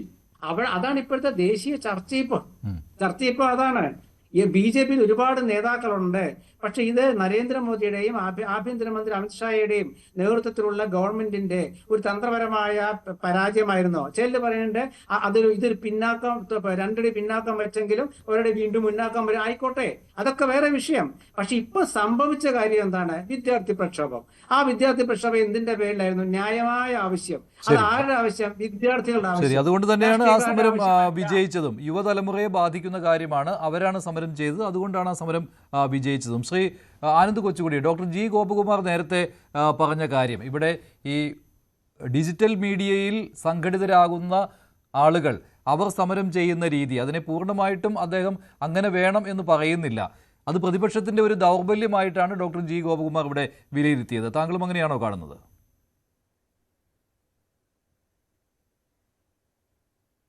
അല്ല, പ്രതിപക്ഷം തീർച്ചയായും ദുർബലമാണ്. കഴിഞ്ഞ 12 വർഷത്തിൽ ഈ മോദി സർക്കാരിനെതിരെ ഒരു വലിയ പ്രക്ഷോഭം സംഘടിപ്പിക്കാൻ, അതായത് പൊളിറ്റിക്കൽ മൊബിലൈസേഷൻ, നമ്മൾ ഈ കാണുന്ന രാഹുൽ ഗാന്ധി വിദേശത്തിരുന്നും നാട്ടിലിരുന്നും ട്വിറ്ററിൽ കൂടി അദ്ദേഹം ട്വീറ്റ് ചെയ്യുന്നുണ്ട്. അതുകൊണ്ട് മാത്രം ഇവിടെ കേന്ദ്ര സർക്കാരിനെ ഏതെങ്കിലും തരത്തിൽ പ്രതിരോധത്തിലാക്കാൻ പറ്റില്ല. അപ്പൊ രാഹുൽ ഗാന്ധി ട്വീറ്റ് ചെയ്യുന്നത് കൊണ്ട് അല്ലല്ലോ ഇവിടെ സർക്കാരിന് എന്തെങ്കിലും പ്രഹരം ഏൽക്കുക. ഇവിടെ ജനങ്ങൾ പൊതുനിരത്തിൽ ഇറങ്ങണം. ഇവിടെ ഈ കേരളത്തിൽ ഇപ്പോൾ 10 വർഷം ഭരിച്ച CPM പോലും ഈ 30-ാം തീയതി മുതൽ ഇവിടെ പ്രക്ഷോഭങ്ങൾ കേരള സർക്കാരിനെതിരെ കൊണ്ടുവരാൻ പോവുകയാണ്. നമ്മൾ നോക്കിയ 2014 ശേഷം ദേശീയ തലത്തിൽ ഇപ്പോൾ കർഷക സമരം ഉണ്ടായിട്ടുണ്ട്, അതിനു മുൻപ് CAA NRC സമരം ഉണ്ടായിട്ടുണ്ട്, അതിനു മുൻപ് ഈ ഭൂപരിഷ്കരണം 2016 കൊണ്ടുവന്നപ്പോൾ രാഹുൽ ഗാന്ധി ശരിയാണ് ഇടപെട്ടിട്ടുണ്ട്. അത് 2016 10 വർഷം മുൻപത്തെ കാര്യമാണ്. ഈ 2016 ശേഷം കഴിഞ്ഞ 10 വർഷത്തിൽ രാഹുൽ ഗാന്ധിക്ക് ഒരു വലിയ ഒരു ദേശീയ സ്കെയിലിൽ വലിയൊരു പ്രക്ഷോഭം നയിക്കാൻ പറ്റിയിട്ടുണ്ടോ? ഇല്ല എന്നാണ് അതിന് ഉത്തരം. അപ്പോൾ ഇവിടെ ബഹുമാനപ്പെട്ട ശ്രീകുമാർ പറയുമായിരിക്കും ഏതെങ്കിലുമൊക്കെ വിഷയത്തിൽ അദ്ദേഹം നടത്തിയ പ്രസ്താവനകൾ അതെല്ലാം ഒരു എന്താണ് ഈ പറയുന്ന റിയാലിറ്റി ഷോ പോലെ അദ്ദേഹം ഹത്രാസിൽ പോയി അല്ലെങ്കിൽ അവിടെ ഇവിടെയൊക്കെ പോയി, അപ്പോൾ ഈ ഗോദി മീഡിയ എല്ലാം അദ്ദേഹത്തിന്റെ പുറകെ അവിടെ ചെല്ലുന്നു, എന്നിട്ട് 1-2 ദിവസത്തെ ഒരു കാര്യം അതിൽ തീരുന്നു. അതല്ലല്ലോ ഒരു സസ്റ്റൈൻഡ് ആയിട്ട്, അതായത് നിരന്തരമായിട്ട് ക്യാമ്പയിൻ നടത്തിക്കൊണ്ട് മോദി സർക്കാരിനെ മുട്ടുകുത്തിക്കുക. ഇപ്പൊ VP സിംഗിന്റെ കാര്യം ഇപ്പൊ ഇവിടെ ശ്രീ ഗോപകുമാർ പറഞ്ഞല്ലോ. അദ്ദേഹത്തിന് ഈ രാജീവ് ഗാന്ധിയുടെ അച്ഛനായിട്ടുള്ള രാജീവ് ഗാന്ധിയായിട്ടുള്ള ചില അഭിപ്രായ തർക്കങ്ങളുടെയൊക്കെ ഫലമായിട്ട് അദ്ദേഹത്തെ അന്ന് ഡിഫൻസ് മിനിസ്റ്റർ ആയിരുന്ന അദ്ദേഹത്തെ ഫൈനാൻസ് മിനിസ്റ്റർ ആക്കി. പിന്നെ അദ്ദേഹം രാജിവെക്കുന്നു. അതിനുശേഷം അലഹബാദിൽ 87 തെരഞ്ഞെടുപ്പിൽ മത്സരിക്കുകയാണ്. അലഹബാദിൽ മത്സരിച്ച് അദ്ദേഹം ജയിക്കുന്നു. അന്ന് അമിതാഭ് ബച്ചനെയൊക്കെ അവിടെ മത്സരിപ്പിക്കാൻ നോക്കി. അവസാനം സുനിൽ ശാസ്ത്രിയാണെന്ന് തോന്നുന്നു, ലാൽ ബഹദൂർ ശാസ്ത്രിയുടെ മകനായിട്ടുള്ള സുനിൽ ശാസ്ത്രിയാണെന്ന് തോന്നുന്നു മത്സരിച്ചത്. എന്തായാലും അതിനുശേഷം 87 മുതൽ 89 വരെ രാജീവ് ഗാന്ധിക്ക് നിർത്തിപ്പൊരിച്ച രീതിയിൽ ഒരു ഇരിക്കപ്രതിയില്ലാത്ത രീതിയിൽ 2 വർഷം തുടർച്ചയായിട്ട് സമരം നടത്തിയിട്ടാണ് 89 ആ തെരഞ്ഞെടുപ്പിൽ ശിലാന്യാസത്തിൽ RSS കൂടെ നിൽക്കുമെന്നൊക്കെയുള്ള രാജീവ് ഗാന്ധിയുടെ മിഥ്യാധാരണ കൂടി അതിൻ്റെ അത്ര ഘടകമായിട്ടുണ്ടെന്നുള്ളത് ശരി. പക്ഷേ അന്ന് 2 വർഷം കൊണ്ട് ആ സർക്കാരിനെ മുട്ടുകുത്തിച്ചു. പക്ഷേ രാഹുൽ ഗാന്ധി 2016 ശേഷം ഈ സ്റ്റേജ് മാനേജ്ഡ് ആയിട്ടുള്ള ചില ചെറിയ 2-3 ദിവസം നീണ്ടു നിൽക്കുന്ന ചില സമരമുറകൾക്കപ്പുറം ഇതുപോലെ ഒരു വിഷയത്തിൽ കേന്ദ്രീകരിച്ച് ഇപ്പോൾ ബഹുമാനപ്പെട്ട ശ്രീകുമാർ പറയുമായിരിക്കും ഇവിടെ റഫായൽ വിഷയം വലിയ കാര്യമായിട്ട് കാണിച്ചില്ലേ, ചൌക്കിദാർ ചോർഹെ എന്ന് പറഞ്ഞില്ലേ. പക്ഷെ അതാരും ഏറ്റെടുത്തില്ല. 2019 വലിയ 2014 വലിയ വിജയം മോദി സർക്കാരിന് കിട്ടുകയുണ്ടായി. 2024 ഇവിടെ കാറ്റ് മാറുന്നു എന്നുള്ള കാര്യം രാഹുൽ ഗാന്ധിക്കും കൂട്ടർക്കും മനസ്സിലായില്ല. അന്ന് മോദി സർക്കാരിനെ താഴെ ഇറക്കാമായിരുന്നു, നിതീഷ് കുമാറിനെ അപ്രവശത്തേക്ക് വിടാതിരുന്നാൽ മതിയായിരുന്നു, അജിത് സിംഗിന്റെ പാർട്ടിയെ നിലനിർത്തിയാൽ മതിയായിരുന്നു, ചന്ദ്രബാബു നായിഡുവിനെയും കൂട്ടി വെറും 240 വരെ എത്തിയ ഒരു കണക്കാണ്. വളരെ ചെറിയ ഭൂരിപക്ഷത്തിൽ BJP സർക്കാർ മുക്കിയും മൂളിയും വീണ്ടും അധികാരത്തിൽ വന്നു. പക്ഷെ അതിനുശേഷം വീണ്ടും ആ ടെമ്പോ നിലനിർത്താൻ പറ്റിയില്ല. വീണ്ടും 3 മാസത്തിനുള്ളിൽ മഹാരാഷ്ട്രയിലും ഹരിയാനയിലും ഒക്കെ അതിൽ കുറേയൊക്കെ വോട്ട് ചോരി ഉണ്ട്. അല്ലെങ്കിൽ ബംഗാളിലെ പോലെ വോട്ടുകൾ പലതരത്തിൽ BJP പലതരത്തിൽ ഇപ്പൊ ഈ അമേരിക്കയിലൊക്കെ നടക്കുന്ന പോലെയുള്ള പലതരം കള്ളത്തരങ്ങൾ, ആൾക്കാരുടെ വോട്ടുകൾ വെട്ടിമാറ്റുന്ന രീതിയിലുള്ള കാര്യങ്ങളൊക്കെ നടന്നിട്ടുണ്ട്. പക്ഷേ അതിനുമപ്പുറം ഈ പ്രതിപക്ഷം എന്ന് പറയുന്നത് ഒരു സമ്പൂർണ്ണ പരാജയമായിരുന്നു, അതിലാർക്കും സംശയമില്ല. പക്ഷേ ഇപ്പോൾ മഞ്ജുഷ എന്നോട് ആദ്യ തവണ ചോദിച്ചല്ലോ, ഇവിടെ ശരത് പവാർ അപ്പുറത്തേക്ക് പോകും, DMK അപ്പുറത്തേക്ക് പോകുന്നൊക്കെ. ഈ ശരത് പവാർ എന്ന് പറയുന്നത് ഈ വളരെ കാലമായിട്ട് ഇന്ത്യയിലെ അമിത്ഷായേക്കാൾ വലിയ ചാണക്യനായിട്ടുള്ള ഒരു രാഷ്ട്രീയക്കാരനാണ്. ഈ ന്യൂ ഇന്ത്യൻ എക്സ്പ്രസിലെ സുധീർ സൂര്യവംശിയാണ് ആദ്യം ബ്രേക്ക് ചെയ്തത്. ശരത് പവാറിന്റെ മകൾ സുപ്രിയ സൂലെ അടുത്ത ക്യാബിനറ്റ് റീഷഫിൾ, അതായത് അടുത്ത മാസം നടക്കാനിരിക്കുകയാണ്, അതിൽ മന്ത്രിയാകും. ശരത് പവാർ ഇന്ന് കഴിഞ്ഞ 20-ാം തീയതി അദ്ദേഹത്തിന് ബ്രേക്കിംഗ് ആയിരുന്നു, ഇന്ന് മോദിയെ പോയി കാണും. അദ്ദേഹം ആദ്യം ഈ സമരക്കാരെ പോയി കണ്ടിട്ടാണ് അദ്ദേഹം മോദിയെ കാണാൻ പോകുന്നത്. അന്ന് അദ്ദേഹം ഈ ഒരാഴ്ച കൊണ്ട് അദ്ദേഹത്തിന് മനസ്സിലായി കാണും ഇവിടെ രാഷ്ട്രീയം പെട്ടെന്ന് അദ്ദേഹത്തിന് ഒരു ഇത് കിട്ടിക്കാണും. അതായത് ഇപ്പോഴത്തെ ഒരു പൾസ് മനസ്സിലാക്കാൻ പറ്റുന്ന ഒരു രാഷ്ട്രീയക്കാരനാണ്. അപ്പോൾ അദ്ദേഹത്തിന് മനസ്സിലായി കാണും രാഷ്ട്രീയം പെട്ടെന്ന് മാറി മറയാനുള്ള സാധ്യതയുണ്ട്. അതുകൊണ്ട് അദ്ദേഹമൊക്കെ ചവിട്ടിപ്പിടിക്കാനാണ് സാധ്യത. പിന്നെ DMK ഒക്കെ പറയുന്നത് പോലെ ഈ 50% സീറ്റുകൾ കൂട്ടിയാൽ 71-ലെ സെൻസസ് പ്രകാരം അല്ലെങ്കിൽ അതിന്റെ കൂടെ നിൽക്കുമെന്ന് വിശ്വസിക്കാൻ എനിക്ക് ബുദ്ധിമുട്ടുണ്ട്. ഈ പറയുന്നത് പോലെ കോൺസ്റ്റിറ്റ്യൂഷൻ അമെന്റ്മെന്റ് ബില്ല് BJPക്ക് ഇത്തവണ പാസ്സാക്കി എടുക്കാൻ പറ്റുമെന്ന് ഞാൻ എന്തായാലും കരുതുന്നില്ല. ശ്രീ ഗോപകുമാറിന് അങ്ങനെ വിശ്വസിക്കുന്നുണ്ടെങ്കിൽ അദ്ദേഹത്തിന് വിശ്വസിക്കാം. ശരി, ശ്രീ N. ശ്രീകുമാർ, ഇതിൽ മറ്റൊരു മറുപടി. ആദ്യം അദ്ദേഹം പറഞ്ഞ കാര്യം, പ്രതിപക്ഷം ദുർബലർ തന്നെയാണ് ഇപ്പോഴും. മഞ്ജുഷേ, പ്രതിപക്ഷം ആയതുകൊണ്ടാണോ രാഹുൽ ഗാന്ധി പ്രതിപക്ഷ നേതാവായത്? ഇതിനു മുമ്പ് പ്രതിപക്ഷ നേതാവിന്റെ സ്ഥാനം കൊടുത്തിരുന്നോ പാർലമെന്റിൽ? ഇല്ലല്ലോ. എന്തുകൊണ്ടാണ് ഇപ്പോഴും ഡെപ്യൂട്ടി സ്പീക്കർ തസ്തിക പ്രതിപക്ഷത്തിന് കൊടുക്കാതിരിക്കുന്നത്? എന്തുകൊണ്ടാണ്? ദുർബലമായതുകൊണ്ടാണോ? അതായത് പ്രതിപക്ഷം സജീവമായതുകൊണ്ടല്ലേ 2019 നിന്ന് 2024 മോദിയുടെ ഭൂരിപക്ഷം കുറയുകയും നമ്മുടെ 2 പ്രാദേശിക കക്ഷികളുടെ പിന്തുണയോടെ ഭരിക്കേണ്ടി വരികയും ചെയ്തത്? എന്തുകൊണ്ടാണ്? ഇന്ന് BJP ഒറ്റയ്ക്കല്ലല്ലോ ഭരിക്കുന്നത്. അതിന്റെ അഡ്വാൻറ്റേജ് മുതലെടുക്കാൻ കഴിഞ്ഞിട്ടില്ലല്ലോ ശ്രീകുമാർ ഇതുവരെ. അല്ല, ഞാൻ പറഞ്ഞ പ്രതിപക്ഷം സജീവമായതുകൊണ്ടാണ് 2014 നിന്നും 2024 എത്തിയപ്പോൾ പ്രതിപക്ഷ നേതാവെന്ന പദവിയിൽ രാഹുൽ ഗാന്ധി എത്തുകയും ഇന്ന് ഡെപ്യൂട്ടി സ്പീക്കർ തിരഞ്ഞെടുക്കാത്ത എന്താണെന്ന ചോദ്യത്തോടെ പ്രസക്തമായി നിൽക്കുക. കഴിഞ്ഞ 2 വർഷത്തിനിടെ കേന്ദ്ര സർക്കാരിനെ പ്രതിരോധത്തിലാക്കാൻ എന്ത് ചെയ്തു പ്രതിപക്ഷം? കോൺഗ്രസ് ഉൾപ്പെടെയുള്ള പ്രതിപക്ഷ പാർട്ടികൾ, ഇന്ത്യ സഖ്യം തന്നെ അതിന്റെ പ്രസക്തി നഷ്ടപ്പെട്ട നിലയിലായിരുന്നില്ലേ? അല്ല അത് ഞാൻ ഓരോന്നായിട്ട് എടുത്തു പറയുന്നില്ല. വോട്ട് ചോദിച്ചൊക്കെ നമ്മൾ മറന്നോ? വിഷയങ്ങൾ കൊണ്ടുവരുന്നതാണ് പ്രാധാന്യം. അല്ല, വിഷയങ്ങൾ എത്ര സംസ്ഥാനങ്ങൾ നഷ്ടപ്പെട്ടു? അല്ല, ഞാൻ പറഞ്ഞ വിഷയങ്ങൾ കൊണ്ടുവരുന്നതിലാണ് പ്രതിപക്ഷ നേതാവിന്റെ പ്രാധാന്യം. അദ്ദേഹം അത് ഭംഗിയായിട്ട് കൊണ്ടുവരുന്നുണ്ട്. പക്ഷെ അതിനേക്കാൾ ഭംഗിയായിട്ട് യുവാക്കൾ കൊണ്ടുവന്നു. അല്ല മഞ്ജുഷ, 2 രണ്ടാണ്. ഞാൻ പറയുന്ന ഉത്തരം എന്തിനാന്ന് വെച്ചാൽ ശ്രീ ആനന്ദ് കൊച്ചിയോട് പറഞ്ഞ ദുർബലമായ പ്രതിപക്ഷം എന്നുള്ള ശ്രീ ഗോപകുമാർ സാർ പറഞ്ഞു. അതായത് നമ്മൾ കോൺഗ്രസിനെ സംബന്ധിച്ചിടത്തോളം ഇന്ത്യ മുന്നണി ഇന്ന് ശിഥിലമാകുന്ന ഒരു തോന്നൽ ഉണ്ടായിട്ടുണ്ട്. അതിന്റെ കാരണം അറിയാവില്ല, പാർട്ടികളെ പ്രവർത്തുന്ന ഒരു രീതി, അതിപ്പം നയമായിരിക്കാം, എന്തെങ്കിലും ആയിക്കോട്ടെ. പക്ഷെ അതുവരെ ഇന്ത്യ മുന്നണി എന്ന സഖ്യം അധികാരത്തിലെ പ്രതിപക്ഷത്തിരിക്കുകയും ആ പ്രതിപക്ഷത്തിന്റെ ഒരു പ്രതിപക്ഷ നേതാവ് ഉണ്ടാവുകയും ആ പ്രതിപക്ഷ നേതൃത്വത്തില് നടത്തിയ ഈ മിന്നൽ സമരം എന്ന് വെച്ചാൽ AICC രാഹുൽ ഗാന്ധി നേതൃത്വത്തില് വന്ന സമരം എന്തുകൊണ്ട് ഗവൺമെന്റ് അറിഞ്ഞില്ല എന്നുള്ള ചോദ്യം വളരെ പ്രസക്തമല്ലേ? അതൊരു വലിയ വിജയമല്ലേ? ആ വിജയം ഇന്ത്യയിലെ എല്ലാ മാധ്യമങ്ങളും എടുത്ത് കാണിച്ചില്ലേ? രാഹുൽ ഗാന്ധി വന്നു, രാഹുൽ ഗാന്ധി പ്രതിപക്ഷ നേതാവ്, അദ്ദേഹത്തെ വലിച്ചടിച്ച് മുഖത്തൊക്കെ പാടുപെട്ട ചോരയൊക്കെ വന്ന ഓർമ്മയുണ്ടല്ലോ.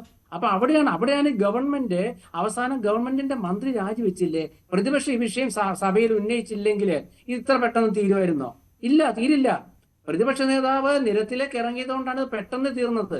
അല്ല, പെട്ടെന്ന് തീരില്ലായിരുന്നു ഈ വിഷയം. ഞാൻ ഉറപ്പിച്ചു പറയുന്നു. പ്രതിപക്ഷ നേതാവ് രംഗത്ത് വരികയും പാർലമെന്റിലും അതുപോലെ തെരുവിലും കോൺഗ്രസ് ഈ വിഷയം ഏറ്റെടുക്കുകയും ചെയ്തപ്പോൾ ആ സർജിക്കൽ സ്ട്രൈക്ക് കണ്ട് അമ്പരന്ന് പോയി BJP നേതൃത്വം.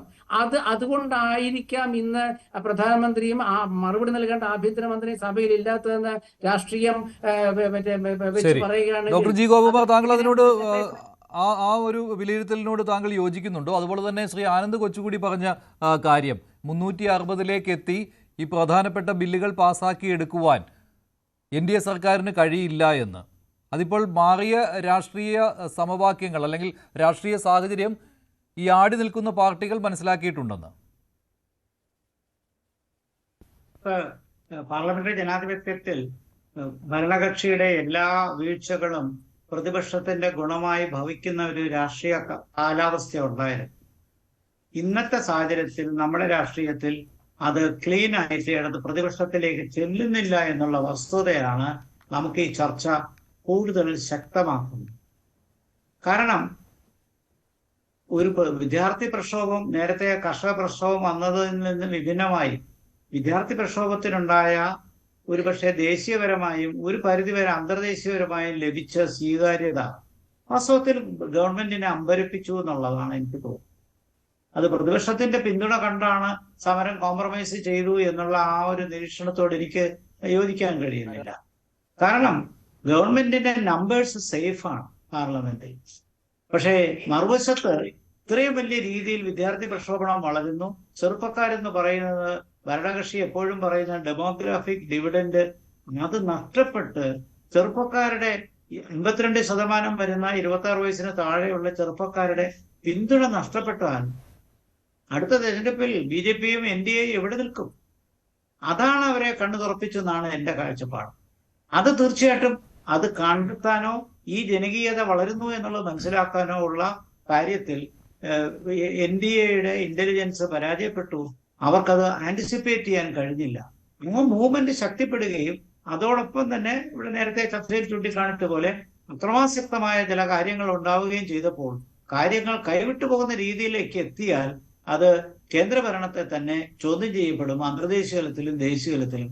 അതുണ്ടാക്കുന്ന പ്രശ്നങ്ങൾ അത് പിന്നീട് അത് റിപ്പയർ ചെയ്യാൻ പറ്റില്ല. വളരെ ഇപ്പോൾ തന്നെ വൈകിയെന്ന് മനസ്സിലാക്കിയ ഭരണകക്ഷി വളരെ പെട്ടെന്ന് മന്ത്രിയോട് രാജിവെക്കാൻ പറഞ്ഞു. അത് സംശയമൊന്നുമില്ല, ഭരണകക്ഷിക്ക് അവിടെ ഒരു പരാജയം ഉണ്ടായി എന്നുള്ളത് തർക്കമറ്റ കാര്യമാണ്. പക്ഷെ അത് നടത്തിയതിന്റെ ക്രെഡിറ്റ് എടുക്കാൻ പ്രതിപക്ഷം വരുന്നില്ല, വരാൻ കഴിയില്ല. അവരത് പറയുകയും ചെയ്തു, ഞങ്ങൾ അതിന്റെ ക്രെഡിറ്റ് ഇടും. അപ്പൊ അതിൽ നിന്ന് തന്നെ പൊളിറ്റിക്സ് ക്ലിയർ അല്ലേ? ഈ പൊളിറ്റിക്സ് അവിടെ ക്ലിയർ ആയിട്ട് നിൽക്കുമ്പോൾ ഇനി എന്ത് എന്നുള്ള ചോദ്യത്തിന്റെ ഭാഗത്താണ് നമ്മൾ ഇനി വരും ദിവസങ്ങൾ കാണേണ്ടത്. ഒരു ഡിമോറലൈസ്ഡ് ആയ ഒരു അപ്പോസിഷൻ ആണോ, മോറൽ സ്ട്രെങ്ത് കൂടി വന്നൊരു അപ്പോസിഷൻ ആണോ വരുന്നത് എന്നുള്ളതാണ് വരും ദിനങ്ങളിൽ കാണേണ്ടത്. അല്ല, മോറൽ സ്ട്രെങ്ത് കൂടിയ പ്രതിപക്ഷമായിരിക്കില്ലേ? മോറൽ സ്ട്രെങ്ത് കൂടിയവരല്ലേ ഇവർ? മോറൽ സ്ട്രെങ്ത് കൂടിയ പ്രതിപക്ഷമായിരിക്കില്ലേ? അങ്ങനെയാണെങ്കിൽ തീർച്ചയായിട്ടും ആനന്ദ് പറഞ്ഞ കാര്യത്തോട് യോജിക്കേണ്ടി വരും. കാരണം പ്രതിപക്ഷത്തിന്റെ ആത്മവീര്യം ശക്തിപ്പെട്ടാൽ ഇതിൽ ഒരൊറ്റ കക്ഷിയും ഭരണകക്ഷിക്ക് അനുകൂലമായി തിരിയത്തില്ല. പക്ഷെ അതങ്ങനെ വരുമോ? ഇവിടെ താങ്കൾ തന്നെ ശരത് പവാറിന്റെ കാര്യം ചൂണ്ടിക്കാണിച്ചു, മറ്റു ചില പാർട്ടികളുടെ കാര്യം ചൂണ്ടിക്കാണിച്ചു. അപ്പൊ അങ്ങനെ വരുമ്പോൾ ഇനി വരുന്ന വിവാദപരമായ യൂണിഫോം സിവിൽ കോഡും മണ്ഡല പുനർനിർണയം ഉൾപ്പെടെയുള്ള പല തീരുമാനങ്ങൾ നമ്മുടെ വിദ്യാർത്ഥി പ്രക്ഷോഭണം ഉൾപ്പെടെയുള്ള ഇപ്പോഴത്തെ രാഷ്ട്രീയം പെട്ടെന്ന് മാറും. നമ്മൾ ചർച്ച ചെയ്യുന്ന നമ്മളെല്ലാം രാഷ്ട്രീയ നിരീക്ഷകരാണല്ലോ. ഈ രാഷ്ട്രീയത്തിൽ വിഷയങ്ങൾക്ക് ദാരിദ്ര്യം ഉണ്ടാവില്ല. മാത്രമല്ല പബ്ലിക് മെമ്മറി ഷോർട്ട് ആണെന്ന് നമ്മൾ പൊതുവെ പറയാറുണ്ട്. ഇപ്പൊ ആരെങ്കിലും കർഷക പ്രക്ഷോഭണത്തെ കുറിച്ച് ആലോചിക്കാറുണ്ടോ? കുറച്ചു നാൾ മുമ്പ് നടന്ന വലിയ പ്രക്ഷോഭണമല്ലേ പുൽവാമയും, അത് കഴിഞ്ഞ് സമീപകാലത്തുണ്ടായ കഴിഞ്ഞ വർഷമുണ്ടായ ആക്രമണം പോലും പുറകോട്ട് പോയില്ലേ? അപ്പൊ അനുദിനം നടക്കുന്ന വർത്തമാന രാഷ്ട്രീയത്തിൽ ഉണ്ടാകുന്ന മാറ്റങ്ങൾ വരുമ്പോൾ പഴയ മറ്റു പ്രശ്നങ്ങളൊക്കെ മാറി മാറി വരും. അപ്പൊ അതുകൊണ്ട് തീർച്ചയായിട്ടും എനിക്ക് തോന്നി ഈ പാർലമെന്റിൽ ഇനി ഇതിന്റെ സെഷനിലോ അല്ലെങ്കിൽ തൊട്ടു പറയുകയോ വിവാദപരമാണ് എങ്കിൽ പോലും BJP അതിന്റെ മാനിഫെസ്റ്റോയിൽ പ്രഖ്യാപിച്ചിട്ടുള്ള യൂണിഫോം സിവിൽ കോഡ് ഉൾപ്പെടെ മണ്ഡല പുനർനിർണയം ഉൾപ്പെടെയുള്ള കാര്യങ്ങൾ മുന്നോട്ട് പോകും. അതിനുള്ള ഒരു സ്റ്റേറ്റ് മാനേജ്മെന്റ് ചെയ്യാതെ അവർ ചെയ്യത്തില്ല. കാരണം കഴിഞ്ഞാണത്തെ പോലെ പകുതിയായിട്ട് പിരിച്ചുവിട്ട് ഞങ്ങളിത് ഇപ്പോൾ പിൻവലിക്കുന്നു എന്ന് പറഞ്ഞ് മാറുന്നതിന് പകരം ഭരണഘടനാ ബില്ല് പാസ്സാക്കാനുള്ള പരിശ്രമത്തിലേക്ക് പോകുമ്പോൾ അവിടെ പ്രതിപക്ഷത്തിന്റെ മുറയില് ആത്മവിശ്വാസം എവിടെ നിൽക്കുന്നു എന്നുള്ളതാണ്. ശരി. ശ്രീ PC ശ്യാംരാജ്, ഇന്ന് പ്രിയങ്ക ഗാന്ധിയാണ് കൂടുതലും സർക്കാരിനെ ആക്രമിച്ചത്. അവർ പറഞ്ഞ കാര്യങ്ങളിൽ കുറേയേറെ മെറിറ്റ് ഉണ്ട്. AK-47 ഉപയോഗിച്ച് നേരിടാൻ ഉത്തരവിട്ടത് ആരാണ്? യുവാക്കളെ. അതുപോലെ തന്നെ പെല്ലറ്റ് ഗണ്ണുകൾ ഉപയോഗിക്കുവാൻ ഉത്തരവിട്ടത് ആരാണ്? ഇതിനൊക്കെ മറുപടി പറയേണ്ടത് ആഭ്യന്തരമന്ത്രിയോ അല്ലെങ്കിൽ പ്രധാനമന്ത്രിയോ ആണ് എന്നാണ്.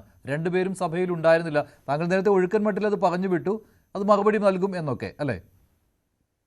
അതെ, പക്ഷെ അത് എന്തായാലും ഇത് ഒഴിഞ്ഞു മാറാൻ പറ്റില്ല. തീർച്ചയായിട്ടും മറുപടി നമുക്ക് പറയാൻ മഞ്ജുഷ, അതാണ് ആഭ്യന്തര ശരി, ശ്യാംരാജ് ഓക്കെ. ശ്രീ മഞ്ജുഷ നോക്കൂ, ഇപ്പോൾ ഞാൻ തുടക്കത്തിലെ പറഞ്ഞതാണ്, ഈ കോൺഗ്രസ് പാർട്ടി അതോടൊപ്പം തന്നെ പ്രിയങ്ക ഗാന്ധിയും ഒക്കെ അർദ്ധസത്യങ്ങൾ പ്രചരിപ്പിക്കുന്നതിനകത്താണ് നമുക്കതിനകത്ത് എതിർപ്പുള്ളത്. ഇപ്പോൾ ഈ പറഞ്ഞിട്ടുള്ള AK-47 ഉപയോഗിക്കുകയല്ല, ഇത് കയ്യിലെടുത്ത ആളെ തന്നെ സസ്പെൻഡ് ചെയ്തിട്ടുണ്ട് ബീഹാറിൽ. ഇനി ഡൽഹിയിൽ നിന്നുള്ള ഈ സമരത്തിന്റെ മുഴുവൻ അന്വേഷണവും സുപ്രീം കോടതി മേൽനോട്ടത്തിൽ നടക്കാൻ വേണ്ടി പോവുകയാണ്. അതിന്റെ SIT എങ്ങനെയാണെന്നൊക്കെ നാളെ ഒക്കെ ആയിട്ട് വരുന്ന ദിവസങ്ങളിൽ നമുക്ക് അറിയുകയും ചെയ്യാം. അപ്പോൾ കേന്ദ്ര സർക്കാർ ഈ കാര്യത്തിൽ വളരെ വിശാലമായിട്ടൊരു കാഴ്ചപ്പാടോട് കൂടി തന്നെയാണ്, ട്രാൻസ്പെറന്റ് ആയിട്ടാണ് മുമ്പോട്ട് പോകുന്നത്. അതിനകത്ത് ഇത്തരത്തിലുള്ള അർദ്ധസത്യമേ അല്ല, നുണപ്രചരണങ്ങൾ നടത്തിക്കൊണ്ട് ജനങ്ങളെ തെറ്റിദ്ധരിപ്പിക്കുമ്പോഴത്താണ് ഞങ്ങൾക്ക് പ്രശ്നം ഇരിക്കുന്നത്. ഈ ഒരു വിഷയം നടക്കുമ്പോൾ ഞാൻ തുടക്കത്തിൽ തന്നെ സൂചിപ്പിച്ചതുപോലെ എരുതിയിൽ എണ്ണ ഒഴിച്ചിട്ട് ഇത്തരത്തിലുള്ള നുണപ്രചരണങ്ങൾ എന്തിനാണ് പ്രിയങ്ക നടത്തുന്നത്? അതല്ലാതെ യാഥാർത്ഥ്യങ്ങളായി കണ്ടുകൊണ്ട് തന്നെ നെല്ലിനെയും പതിരിനെയും തിരിച്ചറിഞ്ഞുകൊണ്ടുള്ള ഒരു സ്റ്റേറ്റ്മെന്റ് അവർക്ക് നടത്താൻ വേണ്ടി സാധിക്കട്ടെ. അതുകൊണ്ടാണ് ഞാൻ പറഞ്ഞത്, ഈ സമരത്തിൽ ഒന്നും ചെയ്യാൻ വേണ്ടി പറ്റാതിരുന്ന പ്രതിപക്ഷം, ഈ സമരത്തിൽ അവരുടെ റോൾ എന്തായിരുന്നു? രാഹുൽ ഗാന്ധി എന്നാണ് സമരത്തിലോട്ട് വന്ന് കയറിയത്? ഏറ്റവും അവസാനം ഈ 20-ാം തീയതി മാത്രമാണ് അദ്ദേഹം ടെൻഡർ ചെയ്തിട്ടുള്ളത്. അവരുടെ വിദ്യാർത്ഥി യുവജന സംഘടനകൾ എവിടെയായിരുന്നു? ഇടതുപക്ഷത്തിന്റെ വിദ്യാർത്ഥി യുവജന സംഘടനകളൊക്കെ എവിടെയായിരുന്നു? അപ്പോൾ ഇങ്ങനെയൊരു സമരം ഒന്ന് തീർച്ചയായിട്ടും CJP വന്നിട്ട് മുമ്പിൽ നിൽക്കുന്നു. അതിനൊപ്പം കിരീടത്തിലെ മറ്റേ ഹൈദ്രോസിനെ പോലെ ആരുടെ എന്നെ സേതുമാധവനെ അടിക്കാൻ എന്നുള്ള രീതിയിൽ നടക്കുന്നു എന്നതിനപ്പുറത്തേക്ക് ഇവർക്ക് യാതൊന്നുമില്ല. അങ്ങനെ ആ ഒരു പ്രശ്നം ഉള്ളപ്പോൾ തന്നെ പരമാവധി ഈ വിഷയത്തെ നീട്ടിക്കൊണ്ടു പോകാനും അതിന്റെ ക്രെഡിറ്റ് എടുക്കാനുമാണ് ഇവർ ശ്രമിക്കുന്നത്. അവിടെയാണ് ഞങ്ങൾക്ക് പരിപൂർണമായിട്ടുള്ള എതിർപ്പുള്ളത്. ഈ വിഷയത്തിൽ കേന്ദ്ര സർക്കാർ പൂർണ്ണമായിട്ടും വിദ്യാർത്ഥികളോടൊപ്പം നിൽക്കുക, ഞാൻ ചരിത്രം പറയുന്നില്ല, കേന്ദ്ര സർക്കാർ പൂർണ്ണമായിട്ടും വിദ്യാർത്ഥികളോടൊപ്പം നിൽക്കുകയും അവരോട് ചർച്ചകൾ നടത്തുകയും അവർ പറയുന്ന കാര്യങ്ങൾ കേൾക്കാൻ തയ്യാറാവുകയും എത്രത്തോളം മാറ്റങ്ങൾ കൊണ്ടുവന്നിട്ടുണ്ട്, എത്രത്തോളം ഈ ടാസ്ക് ഫോഴ്സ് അടക്കമുള്ള എത്രത്തോളം പുതിയ മാറ്റങ്ങൾ കൊണ്ടുവന്നിട്ടുള്ളത്, ഒരു സമഗ്രമായിട്ടുള്ളൊരു മാറ്റം നമ്മുടെ ഈ പരീക്ഷാ മേഖലയിൽ വരുത്താൻ വേണ്ടിയിട്ടുള്ള എല്ലാ കാര്യങ്ങളുമായിട്ട് ഒരു വശത്ത് സർക്കാർ മുമ്പോട്ട് പോകുമ്പോൾ മറുവശത്ത് പ്രിയങ്ക ഗാന്ധിയും കോൺഗ്രസ് പാർട്ടിയും ഇത്തരത്തിലുള്ള ക്രെഡിറ്റ് അടിച്ചെടുക്കലും ഇത്തരത്തിലുള്ള നുണപ്രചരണമാണ് നടത്തുന്നത്. ശരി, നന്ദി. ചർച്ചയിൽ പങ്കെടുത്ത എല്ലാവർക്കും ചോദ്യം ഇതായിരുന്നു, പ്രതിപക്ഷ ചോദ്യങ്ങളെ നേരിടാൻ കേന്ദ്രത്തിന് കഴിയുന്നുണ്ടോ? കേന്ദ്രത്തിന് കഴിയുന്നുണ്ടെന്ന് 40% പ്രേക്ഷകർ, പ്രതിപക്ഷ ചോദ്യങ്ങളെ നേരിടാൻ കേന്ദ്രത്തിന് കഴിയുന്നില്ലെന്ന് 59% പ്രേക്ഷകർ. രണ്ടുപേരും അവസാനിക്കുന്നു. നന്ദി.